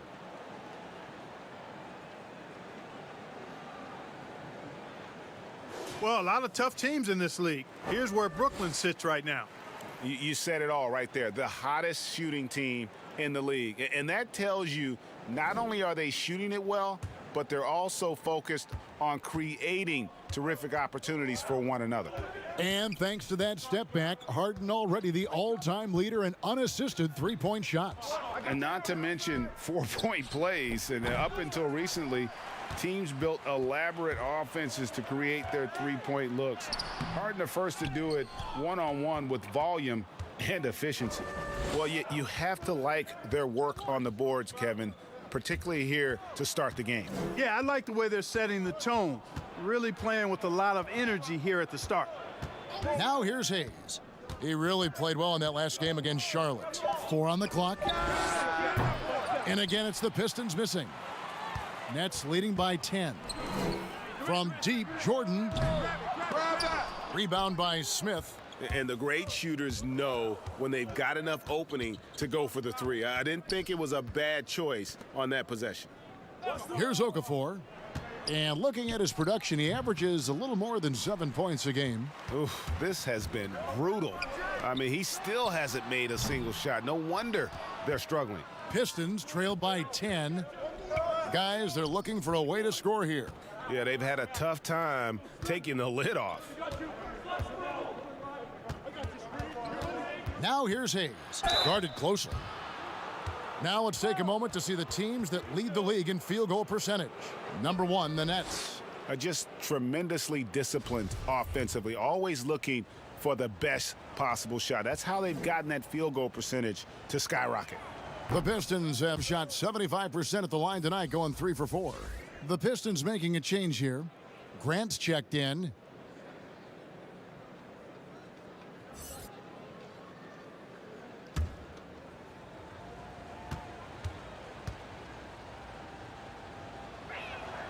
He hits both from the stripe. And here's Brooklyn. They're on a 15-5 run. Irving from long range. Gets it to go from beyond the arc. Their play on both ends has been superb. We'll see if they can maintain the momentum. And, you know, nothing like getting an opponent on the ropes early. You love that if you're on that side of the scoreboard, and they are landing some haymakers now. And here is Grant following the three-pointer by Kyrie Irving. 6 on the shot clock. The Pistons need to get off a shot here. And it's sent back by KD. That extraordinary reach combined with good timing makes Durant a real threat as a shot blocker. Yeah, that's 2 bombs in a row from long range. Time called here. The Pistons decide to talk it over. They defeated Charlotte in their last game. Mental toughness on the road. The arena was rocking, but they just got down to business and never let up. Well, you know, it takes character, poise, toughness to win on the road, and that's exactly what they showed last game. Joe Harris is checked in for Green. And a switcher also for Detroit. Joseph, he's checked in for Diallo. Grant against Durant. And it's blocked by Jordan. When Jordan comes to deny a shot, his size and reach give him a big advantage. Here's Harden on the wing. Irving for 3, and the Nets another 3. Their third three-pointer in a row. Adjustment time for these guys. The defense has to make some adjustment here. Harden against Joseph. Passes it to Gabriel. Grant outside. Pass to Joseph. To halt the run. It's good, and he makes his first shot of the game. How about dueling from long range, just going at each other? Looks to me like there could be something personal taking place here. Now, here is Irving. 6 points for him. Joseph looking over the floor. And that one clearly a foul. Gets the whistle, and 2 shots coming up. Greg, 11 years for you in the NBA. You had to have some favorite players that you played besides and with. You know, it's a great call, and there were a ton of them. A few guys, though, will say Gary Payton. I got a chance to play with Gary for a year and have known him. We used to go at it in high school, and it's really about his personality. This is a guy that constant chatter, practice on the court. That's what fed his confidence. Charles Oakley, another guy, he would run through a wall or through you to win a game. And then Scottie Pippen later in my career, just a winner and somebody who I competed against for many years, but then having the opportunity to play with up close, I got a greater appreciation for his skill set. Here's what Brooklyn's going with right now. LaMarcus Aldridge is checked in for Jordan, and Dinwiddie subbed in for James Harden. Yeah, you can just see it in Corey Joseph. He loves to hoop. I mean, he's a talented offensive player who also gets after it on defense. Now here's Dinwiddie. 9 points last game out, and good that time. And the Nets lead by 14. Displaying intensity right off the opening tip, especially on the offensive end. Tell you what, forget about easing into the game. They came out with guns blazing. Ellington with it. Dinwiddie covering. Now here's Plumlee. He's averaging just around 8.5 points a game. The pass to Irving. Launches it. Detroit with the rebound. And here's Plumlee. Ellington finds Joseph. Here's Plumlee. And it's slammed in by Plumlee. Just a terrific effort on the offensive glass. That's how they're going to cut into this lead. And Greg, a dunk like that is sure to give them a spark. Which is a spark they desperately need. They've got to ramp up the intensity. And here we go. Brooklyn fast break. And Harris wide open. He shoots. Here's Dinwiddie. Harris outside. No good with the triple. Pistons trail by 12. Ellington the pass to Joseph. Back to Ellington.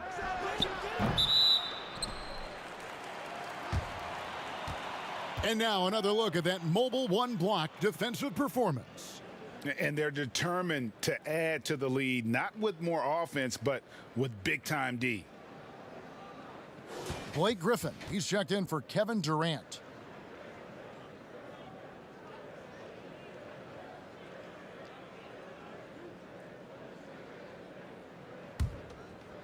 And here's Aldridge. He'll bring it up for the Nets. Their last game, a win against Boston, looking to carry it into this one. And after that game, it was impressive to look at the box score and see the work they did at the free throw line.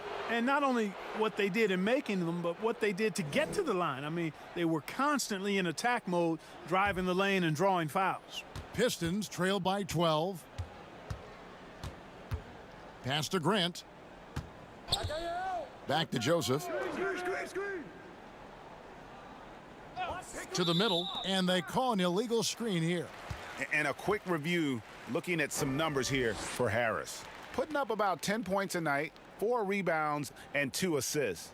And while the numbers are decent, I really feel like he can do more. Yeah, you know, his issue is more mental right now, I think. He just needs to block out the distractions and get back to being the star that he is. And the first timeout called of the game for Brooklyn.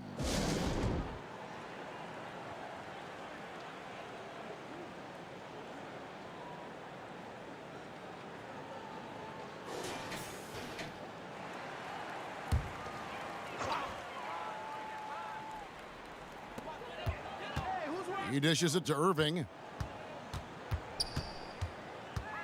Shoots. And he buries that one, drilling the rim on the way down. Irving's got 8 points. Shots are just flowing for him right now, having a really strong quarter. From the high post. The shot by Ellington, no good. Nets leading by 14. Fires from deep. And Irving with the basket on the assist by Aldridge. He's got 11. Boy, he's been a rock of offensive support so far, and when they've needed a basket, they've turned to him. Greg, LaMarcus Aldridge taking more three-pointers last season, easily passing his career highs in attempts with almost 3 a game. And Aldridge shot a very respectable percentage from outside. In order to play heavy minutes at the 4, you need to be able to shoot. Good to see Aldridge still adding new wrinkles to his game. And that one is stuffed right through. Offensively, defensively, they are in total control. And don't leave out the coaching staff here now. I mean, their game plan has been perfect. Now here's Joseph. 5 points in the game. Now here's Ellington, covered by Irving, and foul on the shot. He'll shoot 2 at the free throw line. For Detroit, they have been good at the free throw line in this one, 7 of 8.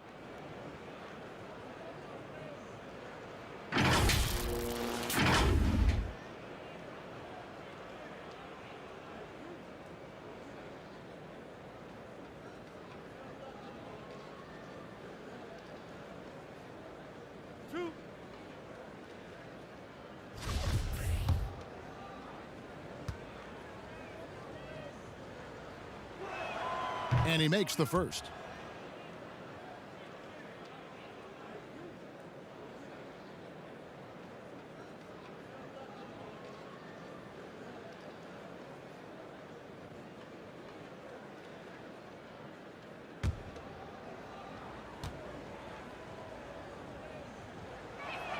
Ellington hits them both. Brooklyn leading by 17. Here's Dinwiddie. Right now he's averaging 11 points a game. On its way from Irving for 2, and too long on the shot. Very dangerous to leave a guy like that open. Lucky break there for the D. And Joseph kicks to Grant. Joseph with the ball. He had a 12-point outing in their last game against the Hornets in Charlotte. Yeah, Joseph adept at finding his open teammates, and that's exactly what you want from your point guard. Passes to Griffin. 23 seconds left to play in the first. Shooting foul as the whistle blows. He'll shoot 2 free throws. The Nets shooting their first shots of the night from the charity stripe. And they've had really good numbers all season from the free throw line. And the word is they challenged each other, guys. I mean, each and every one of them. Take a break. To improve their free throw shooting in the offseason. Held each other accountable in that area. And now you see the results individually and as a whole. That's good from Blake Griffin. And Blake Griffin is just an incredible athlete, explosive and great balance and mobility, powerful. A big guy who can flat out throw it down, and he also can pass it too. Dennis Smith, he's checked in for the Pistons. There's 21 seconds left in the first quarter.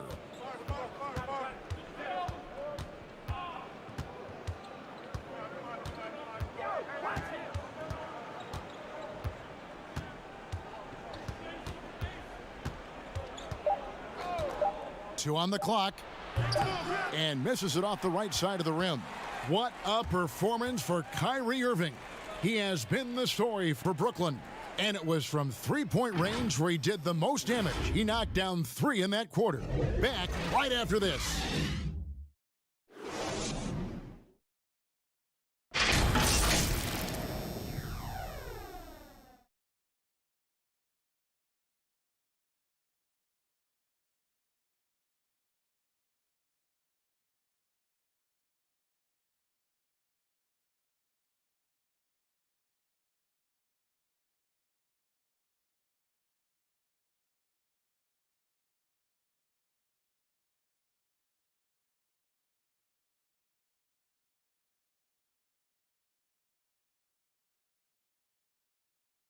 And earlier we spoke with Kevin Durant about surviving the grind of an NBA season. Well, Durant may not be the in-your-face type of player, Greg, but he gets the message across for sure. He's not going to yell at you. He's going to show you how it's done and expect that you're as committed to winning as he is. And if you're just tuning in, we've got a wide margin on the scoreboard, but plenty of time left for a comeback. And the Nets have been rolling right along here, haven't they? Well, they used the fast break to generate some easy buckets before the defense could get set. And, you know, for them guys, it's all about tempo. Keep the pressure on and do so as much as possible. Here are the 5 Detroit has to start the second quarter. They've got Plumlee. Dennis Smith is out there with Diallo. Then there's Grant, and it's Stewart in at the power forward. And so he makes both from the line. Well, the passion in New York is a pro sports city, Greg, is unquestioned. Talk about the pros and cons, though, of being a player in New York. You know, the opportunity personally and professionally is immense, no doubt about it, but so is the media scrutiny. It can be very intense, and the fanaticism does make it hard to live a normal existence. And I think the guys who embrace being in a city like New York are the ones that typically are able to perform at the highest level. So you can either thrive because of it or wilt because of it. It's just kind of what your personal preference is. You called it, partner, and I have seen it happen both ways. Oh, I bet. Now, here is Smith. He picked up 24 points in their last one against the Hornets in Charlotte. Down to 5 on the shot clock. Misses off the left iron. And here comes Harris leading the fast break. Irving misses. Pistons trailed by 17. It's deflected. It's stolen by Harris. And the slam by Blake Griffin. You know, with Harris, if you're open, he's going to make sure he finds you. Just about a minute and a half has gone by here in the second. Smith the pass to Stewart. Grant outside. And it's Smith top of the key. Now here's Diallo. Defense right on him. He is single-handedly dropping the temperature in here with that cold streak. And he's got to find other ways to contribute then, because his shot making is not happening right now. Now let's go to the sideline and catch up with our Hall of Famer, David Aldridge. Well, guys, we all know that there are some people who dislike James Harden's style of play. They're bored watching him shoot free throws. He said, "I see how teams guard me and find ways to exploit it. I just outthink the game, and I'm faulted for it." Kevin, that may be, but it's hard to argue with the results. Back to you. You're right, one of the top scorers in league history, David. Thanks for that report.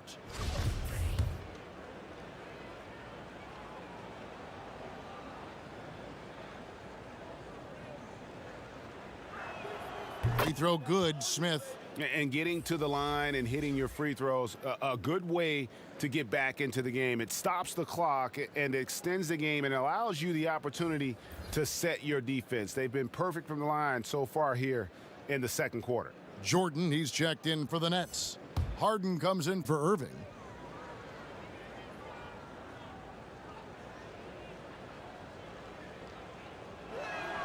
Smith hits them both. Boy, the speed and shooting Smith possesses is dangerous. I mean, a speedy point guard who continues to get better.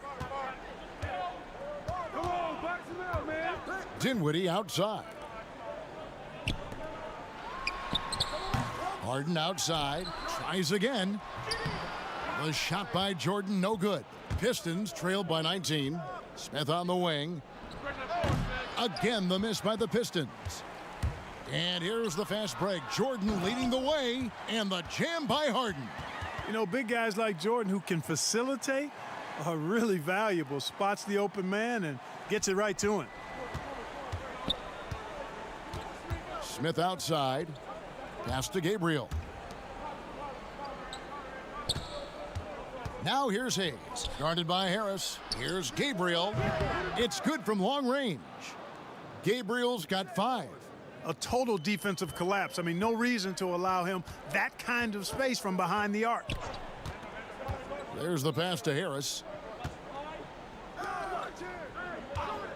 Left side, Griffin. Pass to Jordan. And foul on the shot, so he'll get a chance at the line. You know, overall now, in terms of defensive strategy, sending Jordan to the line is not as effective as it used to be. He's improved as a free throw shooter. The Nets shooting their 3rd and 4th free throw shots of the night.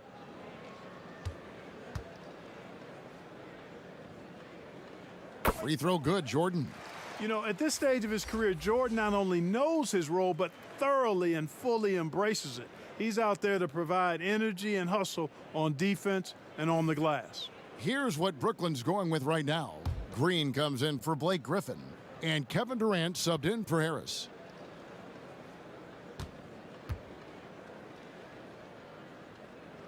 That one falls, so he hits both of them. Clark, that had to be hard for so many players being isolated from family and loved ones while on the Orlando campus to finish last season. Yeah, I can't imagine what that part of it would have felt like, Kevin. I mean, the playing part, once you get to the gym, wherever that happens to be, an outdoor playground, inside, whatever, you lock into trying to be your best for your team and trying to knock out the other team.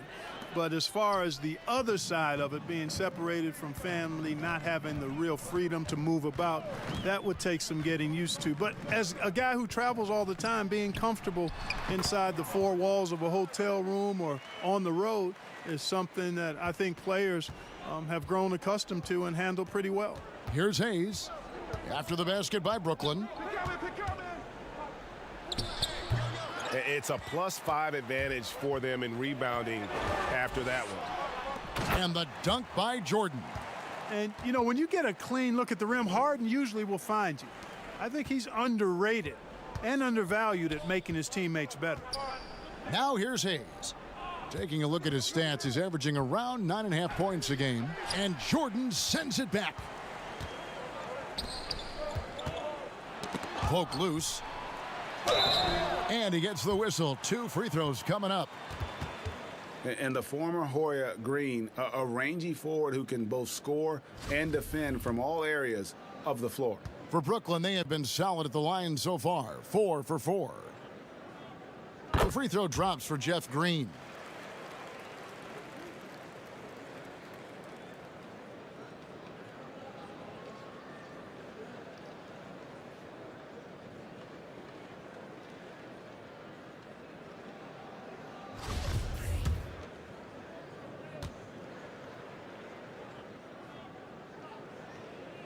Both free throws good from Green. And they're really getting more points at the free throw line here in the second quarter. Definitely, that's one of the reasons they're in front right now. Time called here. The Pistons decide to talk it over. Well, it's been an express lane to the rim. Coach can't be happy about that. And, you know, I think he's going to tell them simply, we have to show more fight on the interior. That's the top priority right now. And let's go to our leaderboard. Instant offense is the specialty of these guys. The highest scoring shooting guards of the past month. 4th, James Harden. And night after night, we see this group punish opposing defenses. I mean, if you pick one way to deal with them, they'll beat you another way. Yeah, you don't have to take a long look at their point totals to see that this is the premier group of scorers at the premier scoring position in the NBA. Shooting guards can flat out bring it. Dinwiddie, that one goes in for him too, making it look easy. He's now 4 for 4. And not hard to see why they are giving up points on this run. Just too many good looks from in close. And let's see the stat sheet here on DeAndre Jordan. Just an incredible month of basketball. Getting around 12 points a game, 13 rebounds, and over 2.5 blocks. And really just excellent numbers. I like what we've been seeing from him across the board. I do too. I mean, he's playing with much more focus now and a much higher level of intensity.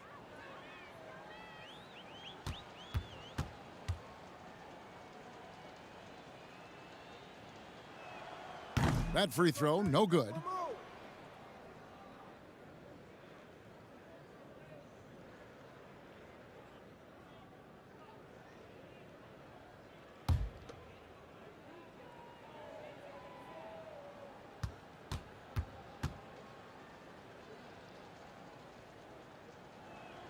Good on the second free throw.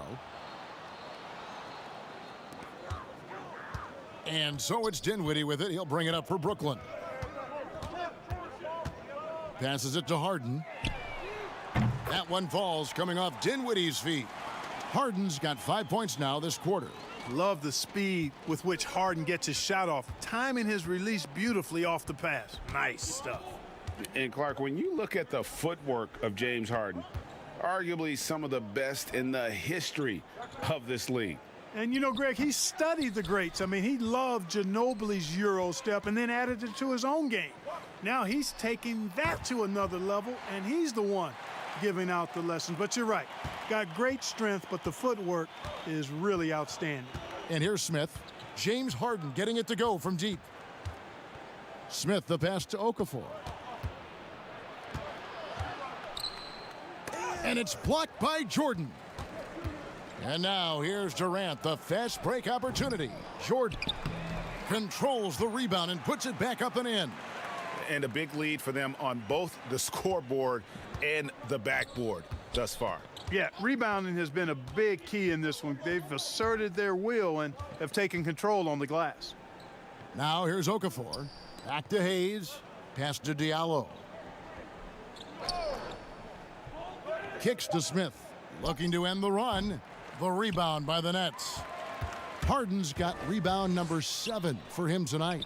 Boy, this is bad. Tough to watch. I mean, this is really bad. He's stone cold this quarter. Man. Yeah, that's too good a look to give him from behind the arc. They need a good offensive possession. Yeah, they've gone a long time without a bucket. Now Hayes. He's got 6. Here's Okafor, and Jordan sends it back. And he gets it back. Goes back up. They shoot again. They get the rebound. Boy, you can just see the frustration growing on their faces. Nothing going their way. You know, guys, no denying it's been a rough patch here. I think they've got to run whatever is best in their playbook to get a good shot. Here's a look at what's coming up for the Pistons. On Tuesday, they'll be taking on Victor Oladipo and the Miami Heat. And then on Thursday, they'll be playing against Damian Lillard and the Portland Trail Blazers. And for that game against the Jazz, you know they want to come out and make a big statement in that one. It won't be easy, but anything can happen. That free throw good from Hayes. For the Pistons, Ellington comes in for Diallo, and it's Joseph in for Dennis Smith.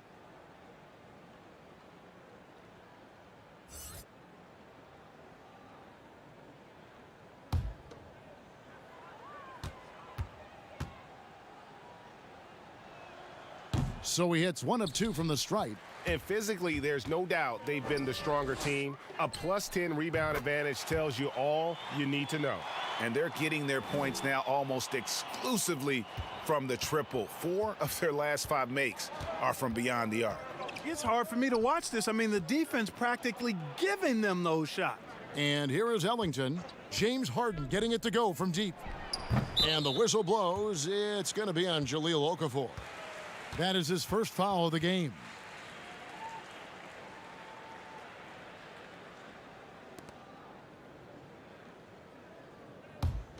Brooklyn's gone 4 of 6 from long range in the second quarter. Solid shooting. Inside, here's Harden. That's good, and it's KD with the assist. Durant's got 3 assists in the game. Detroit's gone 1 of 3 from way outside since the start of the second quarter. Now here's Ellington, defended by Durant. It's stolen by Green. Out of bounds. Detroit takes possession. All right, a moment to check out stats for Durant. This last month, he's been positively spectacular. 13th in scoring, 18th in blocks, and with a top 20 ranking in field goal percentage, you put the ball in his hands, and he converts at a remarkable rate. And yeah, one of the most dangerous scorers in the game. He's already come up big in some key games this year. His teammates really feed off his presence, I think.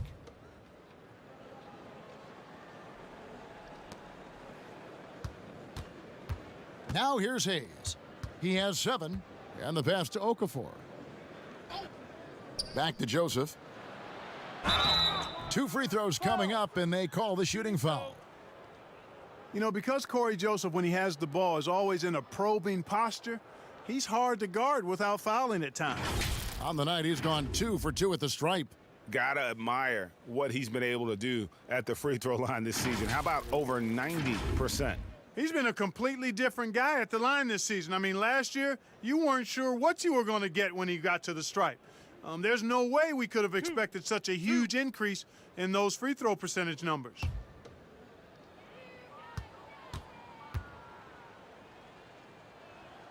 Free throw good, Joseph. So for the Nets, LaMarcus Aldridge is checked in for Jordan. And Irving subbed in for Dinwiddie. Stewart's checked in for Detroit. Jeremy Grant comes in for Wayne Ellington.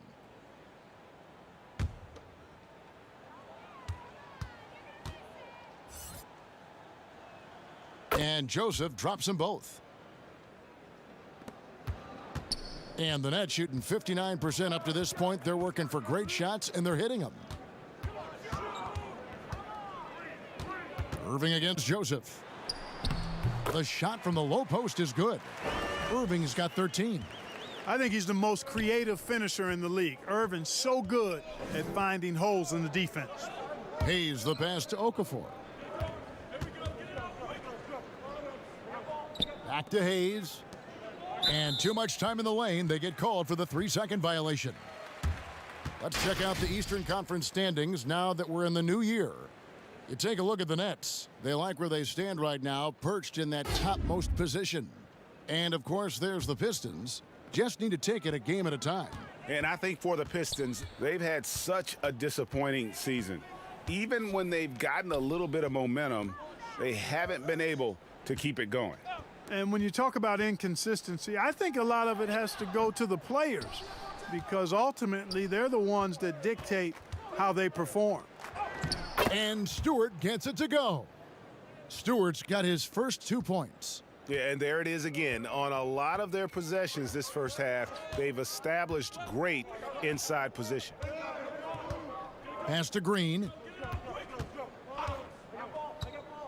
He kicks it to Harden. Feeds it to Aldridge. It's good. The assist that time from Harden. Yeah, that was the third straight high percentage look the defense has allowed. The defenders have got to start putting bodies on bodies. To the paint. And Okafor slams it in. When you're 6'11", doesn't take much for you to slam it home. Okafor, just a big guy who really can get to the rack quickly. Now, here is Harden. He had an 18-point outing in their last game against Boston. Here's Green. It's hauled in by Stewart. Detroit's gone 1 of 3 from way outside since the start of the second quarter. Hayes, no good. And I thought that was going to drop. It looked good from here. Here's Irving. He scores his 6th bucket from the floor with that one. He's shot the ball 11 times. And they're beginning to just flat out fall apart defensively right now, especially on the interior. Yeah, and that's 4 straight field goals now they've allowed from point-blank range. Can't happen. You know what? He's just stone cold right now. Really not sure if he's their best option offensively as they try to get back in this game. Moving it around, 8 of their last 10 coming off assists. You know, nothing makes a coach happier than selflessness on the basketball court. Kevin Durant picking up that last basket. And here's Joseph for 3. Hits the 3-point bomb. Joseph's got 10. You know, once a weakness in his game, Corey Joseph has worked extremely hard on his outside shot. And like I say all the time, the proof is in the pudding. And that's the kind of lead pass we've come to expect from him. And Detroit has possession. After the basket by Brooklyn, here's Stewart. No good on the 3. And close to making the defense pay for the lax coverage that time. KD's shot is off. The defense made an impact right there. Definitely got him uncomfortable going up with it. And it's sent back by Aldridge. When Aldridge is in the neighborhood, you've got to be careful shooting it. I mean, proving there that he's capable of blocking shots. And that's a terrific sequence at both ends there. There was the block shot, then the run out, and nice finish on the break. Here's Hayes. And so it's the Brooklyn Nets holding an unbelievable lead as the quarter wraps up. And it's been their rugged defense setting the tone. And a chance now to send it over to David Aldridge standing by courtside. David. All right, David, thank you. We'll be back after halftime for the start of the third quarter. It's the 2K Sports Halftime Show.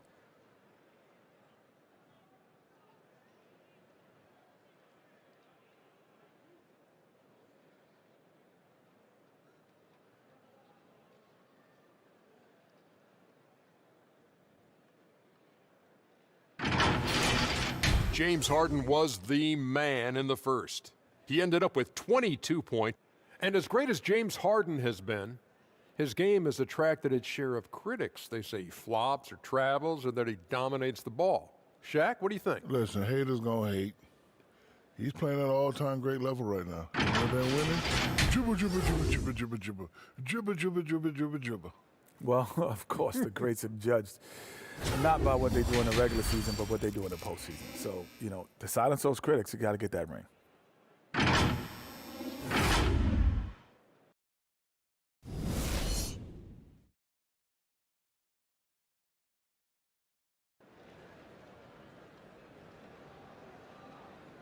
And as we dive into the second half, we'll find out if the next two quarters are any different from the first two. So far, it has been a runaway. An exceptional performance so far from James Harden. Man, he's been running wild on him through that first half. Absolute dynamite on offense. And you know what? I'll be interested to see just how much he's got left in the tank. That first half had to take a lot out of. Green is out there with Durant. Then it's Jordan. Then it's Harden. And it's Irving at the 1. So that's the lineup for Brooklyn. Jordan the pass to Harden. Harden draws the double. Jordan. Smith against Irving. Just 5 to shoot. Three-pointer. Here's Jordan. Durant trying to break free. Jordan with the bucket. Jordan's got the first basket of the second half here for the Nets. Now here's Hayes. Defense is right there. Here's Okafor. And the call on the shot that sends him to the line. It's going to be on DeAndre Jordan. Boy, Okafor is really productive down inside, either getting baskets or earning trips to the foul line. With that wide frame, good footwork, and nice touch, he puts a lot of pressure on the D.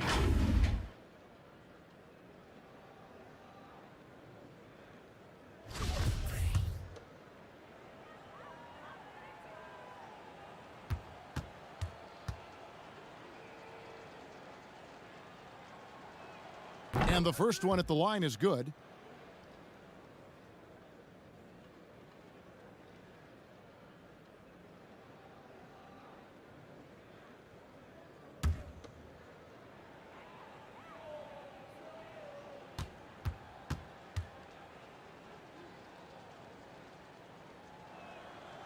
No good on the second free throw. And here's Green. He'll bring it up for the Brooklyn Nets. And here's Harden for 3. That's good. And a nice assist from Durant. Harden's got 25 points. The assist totals, Kevin, just continue to grow. They're way ahead in that category. Ball movement has been flawless. Clearly just an example of a different mindset between these teams. Now here's Diallo. Still looking for his first bucket in this one. Hayes, no good. Boy, I'm absolutely shocked he didn't get that one to go. Usually he's money from deep. Off target from three-point range. So it's the Pistons now. Smith in the posts, guarded by Harden. And he could not get that one to go. A lot of contact, and he'll go to the line for 2. It's going to be on James Harden. Yeah, Dennis Smith Jr. so relentless in attacking defenders. Makes him hard to guard and to game plan for. This is his second trip to the free throw line. And you know, guys, he had a big game at the free throw line in their last outing. As a matter of fact, a lot of his points came from the stripe. He was feeling it. And guys, I think that's a tribute to his work ethic. I mean, it's not by accident that he's enjoying the success he is at the free throw line. The free throw drops for Smith.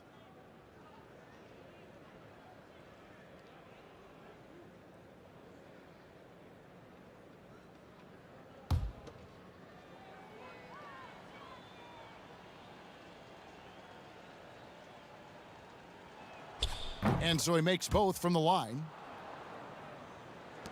The Nets have gone 2 of 4 here to start the second half. Outside Jordan. Back to Irving. It's stolen by Smith.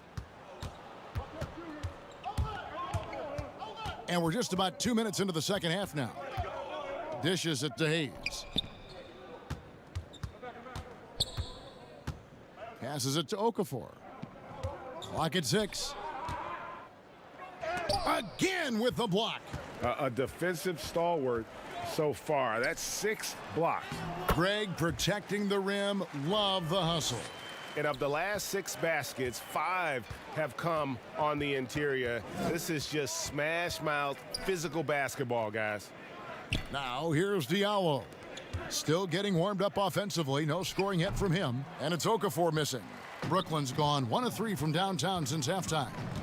Well, you can be the judge of if it's fair or not, but Kyrie Irving has earned himself the reputation of being moody, to say the least.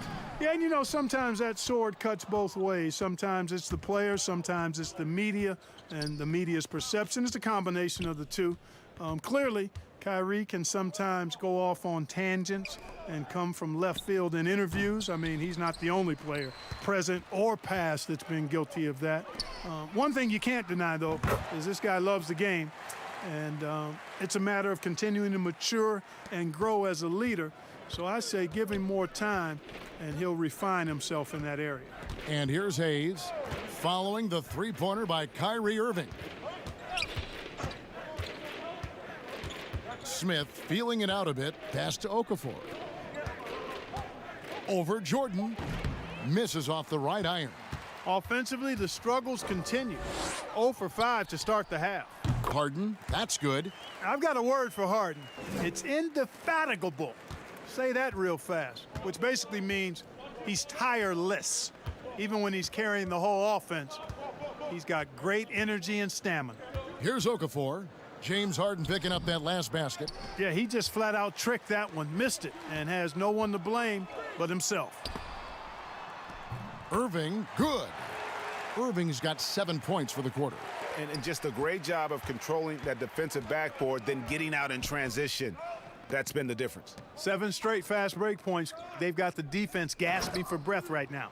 Hammers the alley-oop through. And the definition of teamwork right there on that alley-oop. And Greg, what about the finish? Bringing it down with some thunder. Yeah. I'll tell you what, I think the pass was even better. I mean, that was room service delivery at its finest. And here we go. The Pistons fast break. Pulls up from the corner. Jordan with the rebound. Jordan's Brooklyn with the ball. They're on a 14-5 run here. And it just seems that every pass they make is leading to a score. Just great ball movement. They need a bucket in a big way here to regain some confidence. And it's blocked by Jordan. 4 on 3 as they bring it up. Irving with a clean look. That's in, coming off the assist from KD.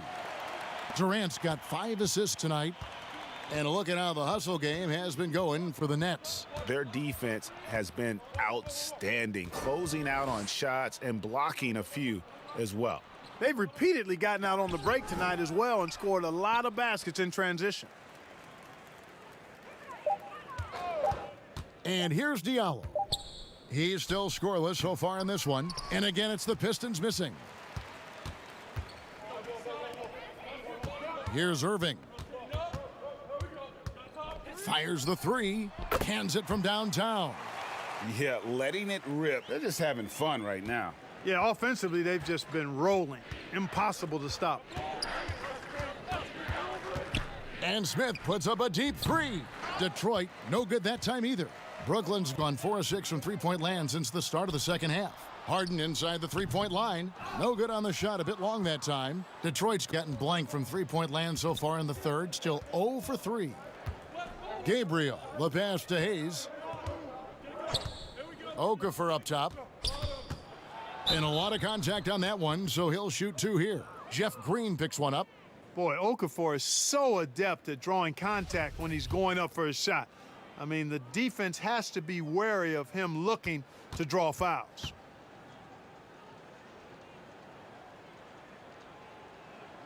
He's off on the first. A big group substitution here for Brooklyn. Marcus Aldridge is checked in for Jordan.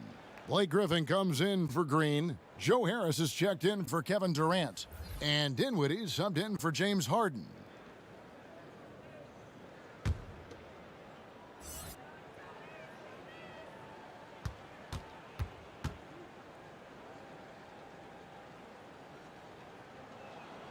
So neither attempt will fall that time for him. Yeah, you know, they're losing in large part because he's not playing well. It's really as simple as that. Outside Griffin. From deep, The offensive rebound, and it's Aldridge on the follow. Boy, Aldridge using those long arms of his to corral that offensive rebound. Joseph, the pass to Ellington. Detroit, no good that time either. The net shooting 61%, showing all the indications of an offense that is locked in. Great teamwork, punctuated by a strong finish. That is the perfect fast break, guys. Getting a hoop before the defense can get set. Now, here's Joseph. 10 points for him. The shot by Ellington, no good. To the inside. Marvelous lead pass, and he throws it down. You know, Harris has a really good all-around game, and I've been most impressed by his passing. Dinwiddie's gotten about everything to drop here, shooting 6 of 7. It's Okafor atop the key. Joseph, the pass to Okafor. Joseph with the ball. Three-pointer Ellington. Dinwiddie with some nice D.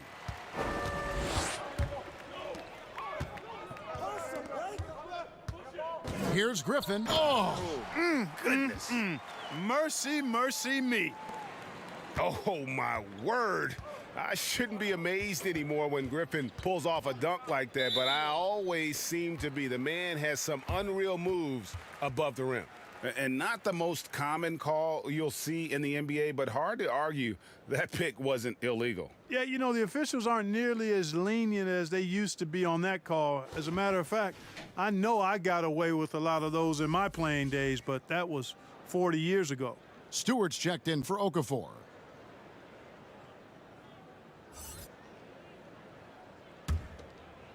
And so Griffin will bring it up for the Brooklyn Nets. Since halftime, they've only allowed 5 points. Irving kicks to Griffin.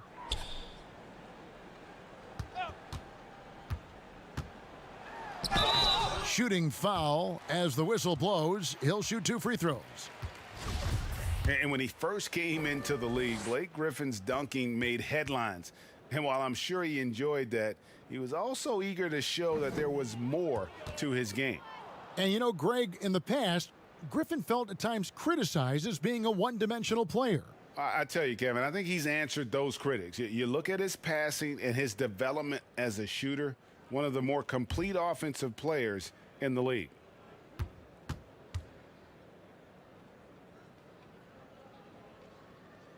And the second free throw, good. Now Joseph, he's got 10. Grant outside.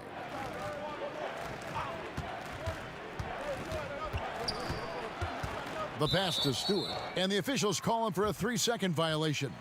And who doesn't love stats? Here are some numbers for Dinwiddie. He's averaging 11 points a game, 4 assists, and 4 rebounds. And while the numbers are decent, I really feel like he can do more. Yeah, you know, his issue is more mental right now, I think. He just needs to block out the distractions and get back to being the star that he is. Now here's Griffin. He's got 11. And Irving gets it to go on the assist by Griffin. Irving's got 15 points in just the second half. Detroit's gotten off to a very slow start from three-point range in the second half. They're 0 for 4. Now here's Joseph. Here's Stewart. They can't stop the run with that one. Brooklyn's got more than a 50% success rate on their three-pointer since halftime. They're 4 of 7. Harris's shot is good. It's been this way since halftime. Tremendous production from beyond the arc. Boy, it's been a three-point barrage. They came out gunning and have not stopped. Now here's Ellington. Again, the miss by the Pistons. He is 0 for his last however many this quarter, guys. Might need to get him out and let him settle down a bit here. Here's Joseph. 10 points for him. Stewart misses. Inside, Dinwiddie. Count the bucket, and he's got a free throw coming up as well.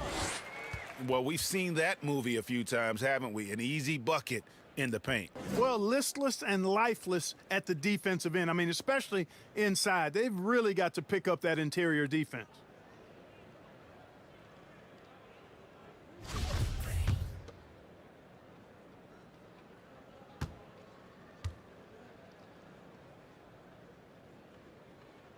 The free throw drops for Dinwiddie. And here is Joseph. They've been looking out of sync offensively. Yeah, their offense has ground to a standstill. Stewart passes to Ellington. Another miss, and they've really hit a rough patch here.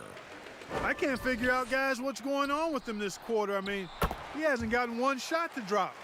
And with the lead, I like the strategy here. Continue to get the ball to guys who can do something with it. If it's working, keep working it. That's what I say. Keep the pressure on him. Now here's Joseph.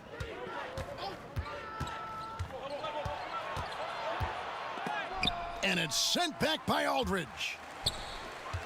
Dinwiddie with it. Now defended by Grant. Oh, Griffin in position. Oh, my goodness. Save that one. I want to see that again. Me too. Just absolutely beautiful.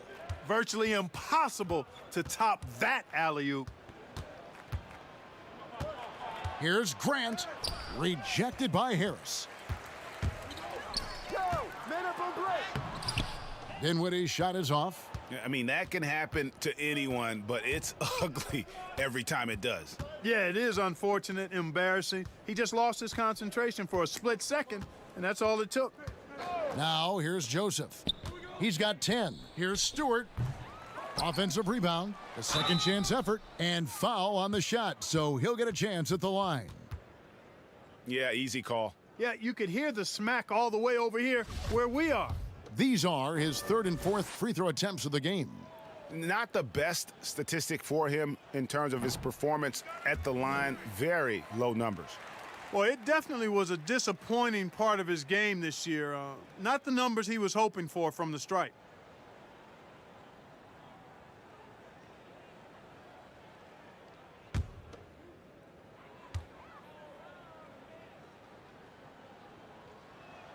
He hits the second from the line.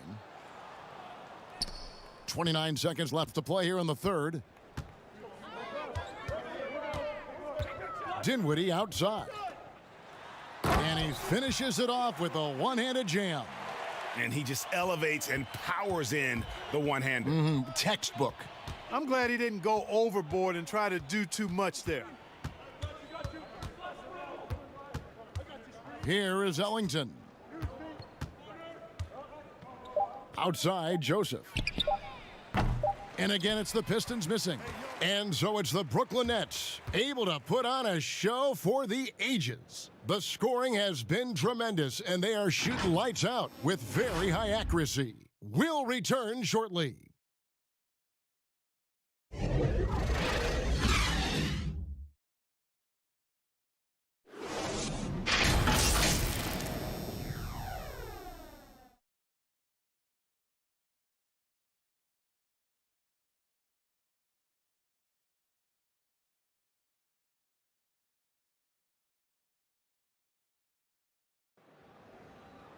And as we head into the fourth, we'll see if there's a comeback in the works or if it's more of the same from the first three quarters.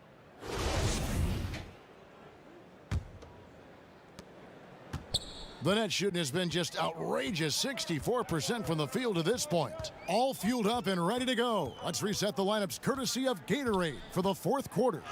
And Detroit, looking at who they've got. Doomboya is out there with Plumlee. Then there's Wayne Ellington. Then it's Corey Joseph. And it's Bay in at the three. Now here's Ellington.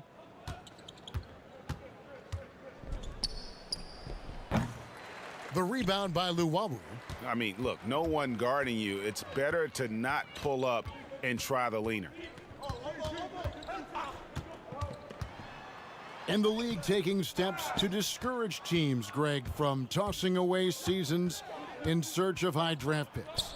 Has enough been done, you think, in that regard? We'll see. I tell you, the idea of a play-in that's tournament a tough one, isn't it? For the last few playoff spots, I think that's a good idea, actually. It might keep more teams in the hunt down the stretch. And I think the onus also, if the fans put enough pressure on their teams to try to develop what they have and not always put it on the future, I think that's going to help. But I think you're going to always have a little bit of that moving forward.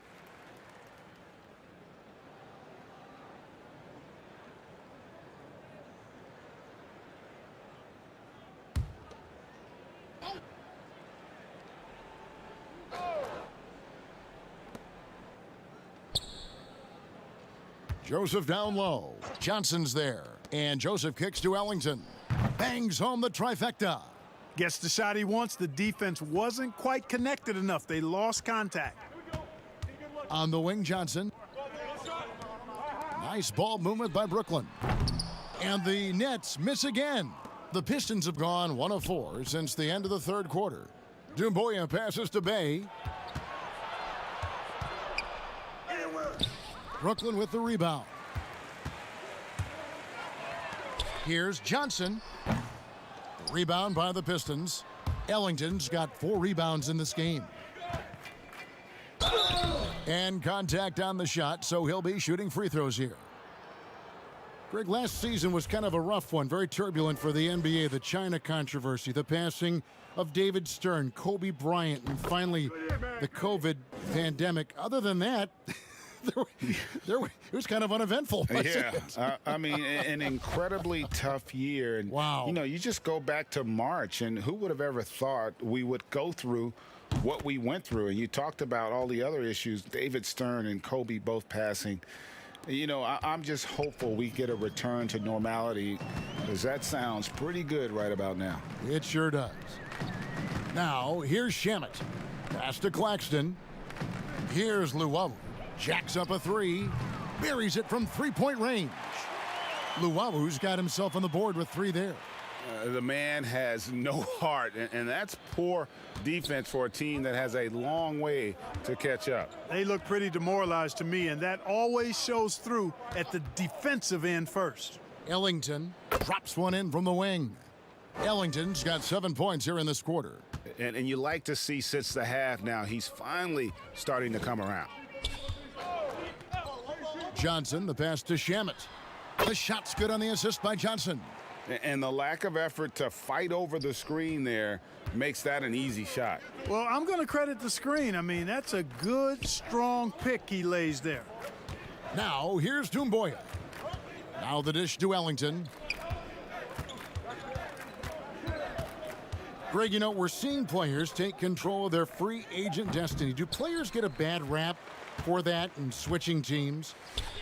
Listen, I don't know if you get a bad rap, but you're going to catch the wrath of the fan base. You think of Paul George in Indy or KD in OKC, and fans, they're going to feel jilted. There's no doubt about it. They're going to feel scorned. Yeah. Here's Bay following the three-pointer by Brooklyn. Hey, you know, I like the competitive spirit, but when you look at it, I think he rushed that 3 a little bit because he was trying to get back at his opponent. 2 points. That one goes. How frustrating for the defense. You get the stop, but then fail to block out. Well, you know, that's the way it's going to be for them today, fellas. Can't sustain any momentum. Here's Bay to stop the run. That misses off the backboard. For the 3. And it's Shamet missing. And they had some botched coverage that turned into no coverage. And that one clearly a foul. Gets the whistle, and 2 shots coming up. Yeah, the defender all over him. He got him good there. I mean, that's why the shot was so far off.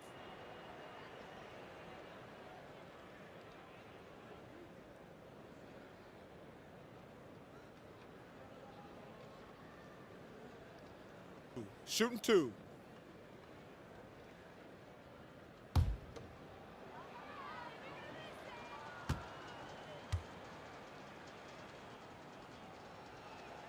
The first one falls. We know the NBA is looking to get rid of the one-and-done rule pretty soon. Adam Silver, Greg, saying he thinks the league can create a better system. Do you think so? I think they can create a better system for some. I think the growth of the G League, no doubt, is instrumental in that new system. Now these young rookies can get the playing time in lower-tier pro games as they continue to develop. But I think still the collegiate game plays a significant role. The experience of going to college, even for a year, can be invaluable. There are pros both ways, college or the G League. Agreed? I do. I'm just glad it's not a one-size-fits-all proposition. Now you have the option. Not every kid wants to go to college and have that experience. Brooklyn's gotten 3 of their 6 three-pointers to fall here in the fourth. Jackson with it, and Griffin picks him up defensively. It's deflected. In transition, here come the Nets. Griffin with the ball. Puts up a three. No good from Luwawu. Detroit's gone 1 of 2 from three-point range here in the fourth. Doumbouya kicks to Joseph. Outside Jackson.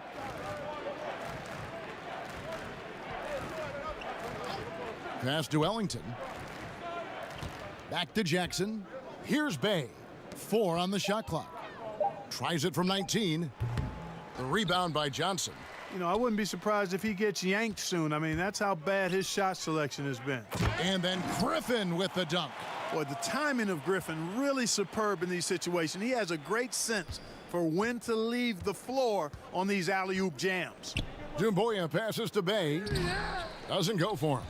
And it's the Nets taking it the other way. Johnson wide open. He fires. Misses the three. Some tough offensive sets. They want to turn it around. Yeah, right now you just need a bucket to get some momentum. Outside, Joseph. But they recover it. And the offensive rebounding, really the story here today. Even with the big lead, they're still showing more hustle on the boards.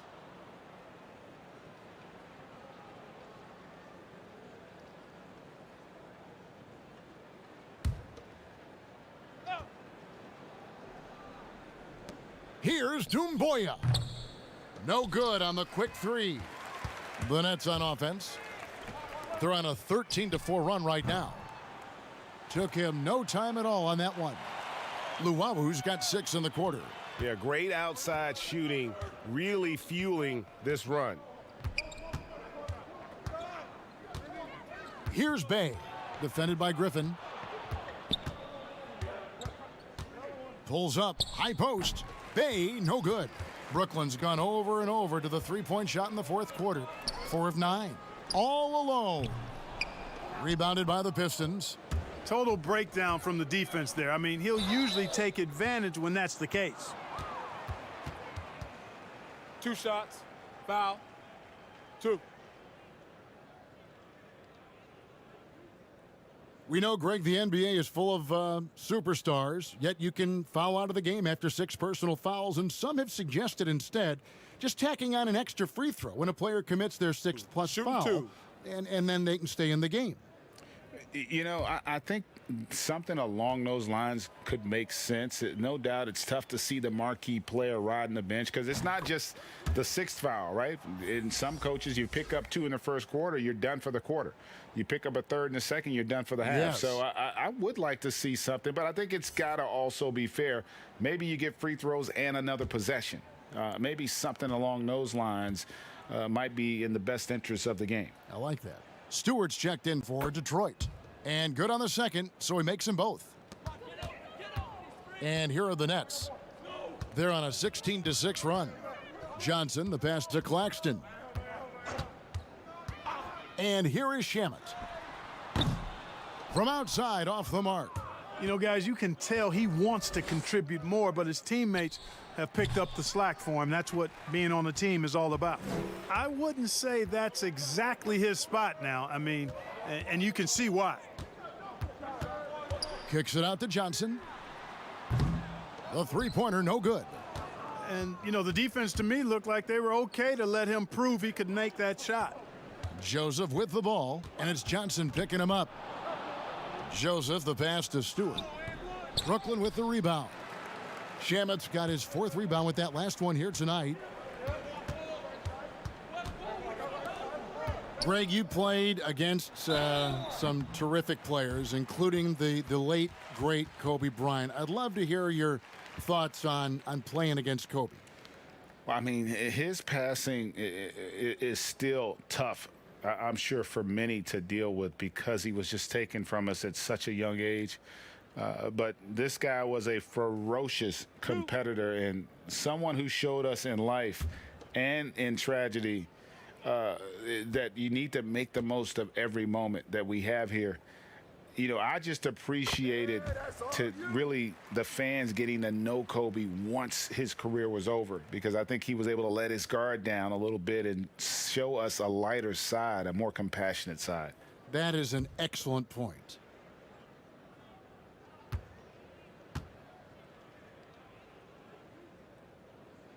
And that one goes in. 2 from the line that time. And so it's Joseph with it. He'll bring it up for the Detroit Pistons. Pass to Jackson.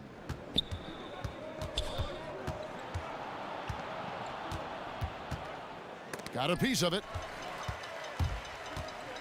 The pass to Shamet. And he uses the glass on the layup. Shamet's got 12 points now in the quarter.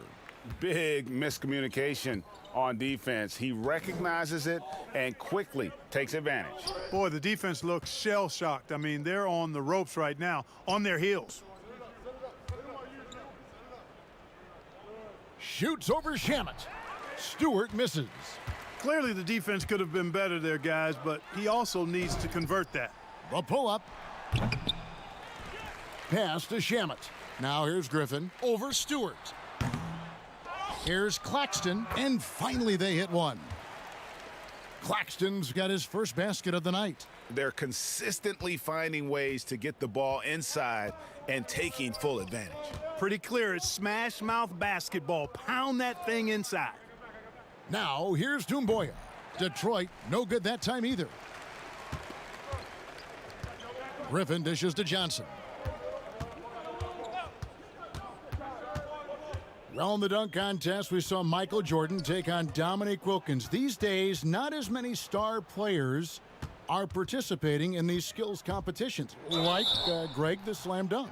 I think it's a great point you raised, Kevin, and I think in part because back in that era, you know, the reality is guys didn't make the kind of dollars they make today. And there was more risk, I guess, in the mindset of guys today, and they didn't want to take that challenge on. So I wish we would see more of our stars in the slam dunk contest, but I don't think that's going to be the case, unfortunately, as much as we'd all like to see it. Free throw good, Joseph.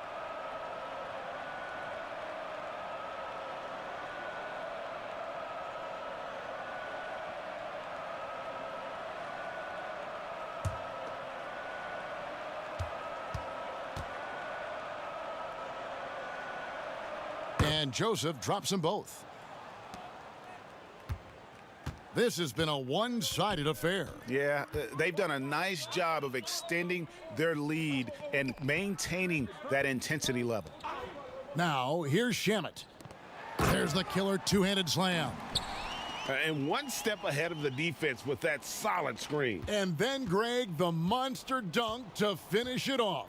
Boy, picture-perfect teamwork that time, guys. One guy sacrificing for the other. That's how you succeed in this league. Here is Ellington. After the basket by Brooklyn. Passes it to Jackson. 5 on the clock. And he drops it in from the low post. Jackson's got his first points of the game. Outstanding concentration from Jackson there. I mean, so good at getting into the defense and knocking down these hard-to-make shots. Now, here's Shamet. It's hauled in by Stewart. Stewart's got his 4th rebound with that last one here tonight. Here's Doumbouya. And foul on the shot. He'll shoot 2 at the free throw line. It's going to be on Blake Griffin. Clearly a foul. Yeah, he took a shot there, earned those free throws. A lot of talk about reseeding in the playoffs when you got down to the final 4 teams. If it ensures the 2 best teams make the finals, it would seem to me, Greg, to be worth it. What about you? You know, it could be. I think about the worldwide attention on that championship round, but you got to get the Eastern Conference teams to sign off on that. And, you know, we've seen it happen in the past where the power shifts from one conference to the other. But ultimately, nothing better than seeing the 2 best teams play for it all. LaMarcus Aldridge is checked in for the Nets.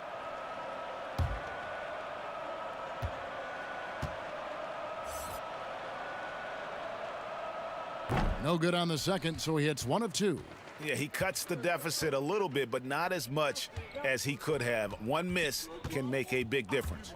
And one team is just completely outclassing the other tonight. Spirited performance, and it really ignited what is turning out to be a monster win here for the Nets. You know, a team can have a great shooting night without getting a lot of assists, but tonight they had both. Yeah, and listen, you only get the assist if the guy you give it to makes the shot. So a lot of assists will up your field goal percentage, but this was a great team effort by everyone. And in terms of the season record, this is going to be their 18th win overall. And making the right plays when necessary, closing out this club for the second time this season. This victory gives them a 2-0 lead with 2 left against the Pistons. And we watched one guy all night long, guys, and looking at the stats just confirms what a dominant game he had. What a night tonight it was for James Harden. Boy, you have to marvel at how well he picked apart that defense repeatedly. Found the right guy in the right spot at the right time. Here's Aldridge. And again, no good by Brooklyn. And here we go, the Pistons fast break. Here's Ellington. Outside, Joseph. Kicks it to Jackson. And so it's Brooklyn easily grabbing this one. It was a tale of 2 teams tonight, one that was in total control, operating flawlessly, and the other just searching for answers that they could never find. I mean, the energy here is just so tremendous. Fans involved from the get-go, and once they started to really pour it on, it was fun to see that rhythm and flow from their perspective. It's time now to go courtside as we send you over to David Aldridge from the sideline. David, take it away. Hey, thank you, Kevin. Kai. Thank you, David. Great interview once again. Thank you for joining us. That'll do it for now. For Clark Kellogg, Greg Anthony, and David Aldridge, this is Kevin Harlan thanking you for watching the NBA, presented by 2K Sports. See you later.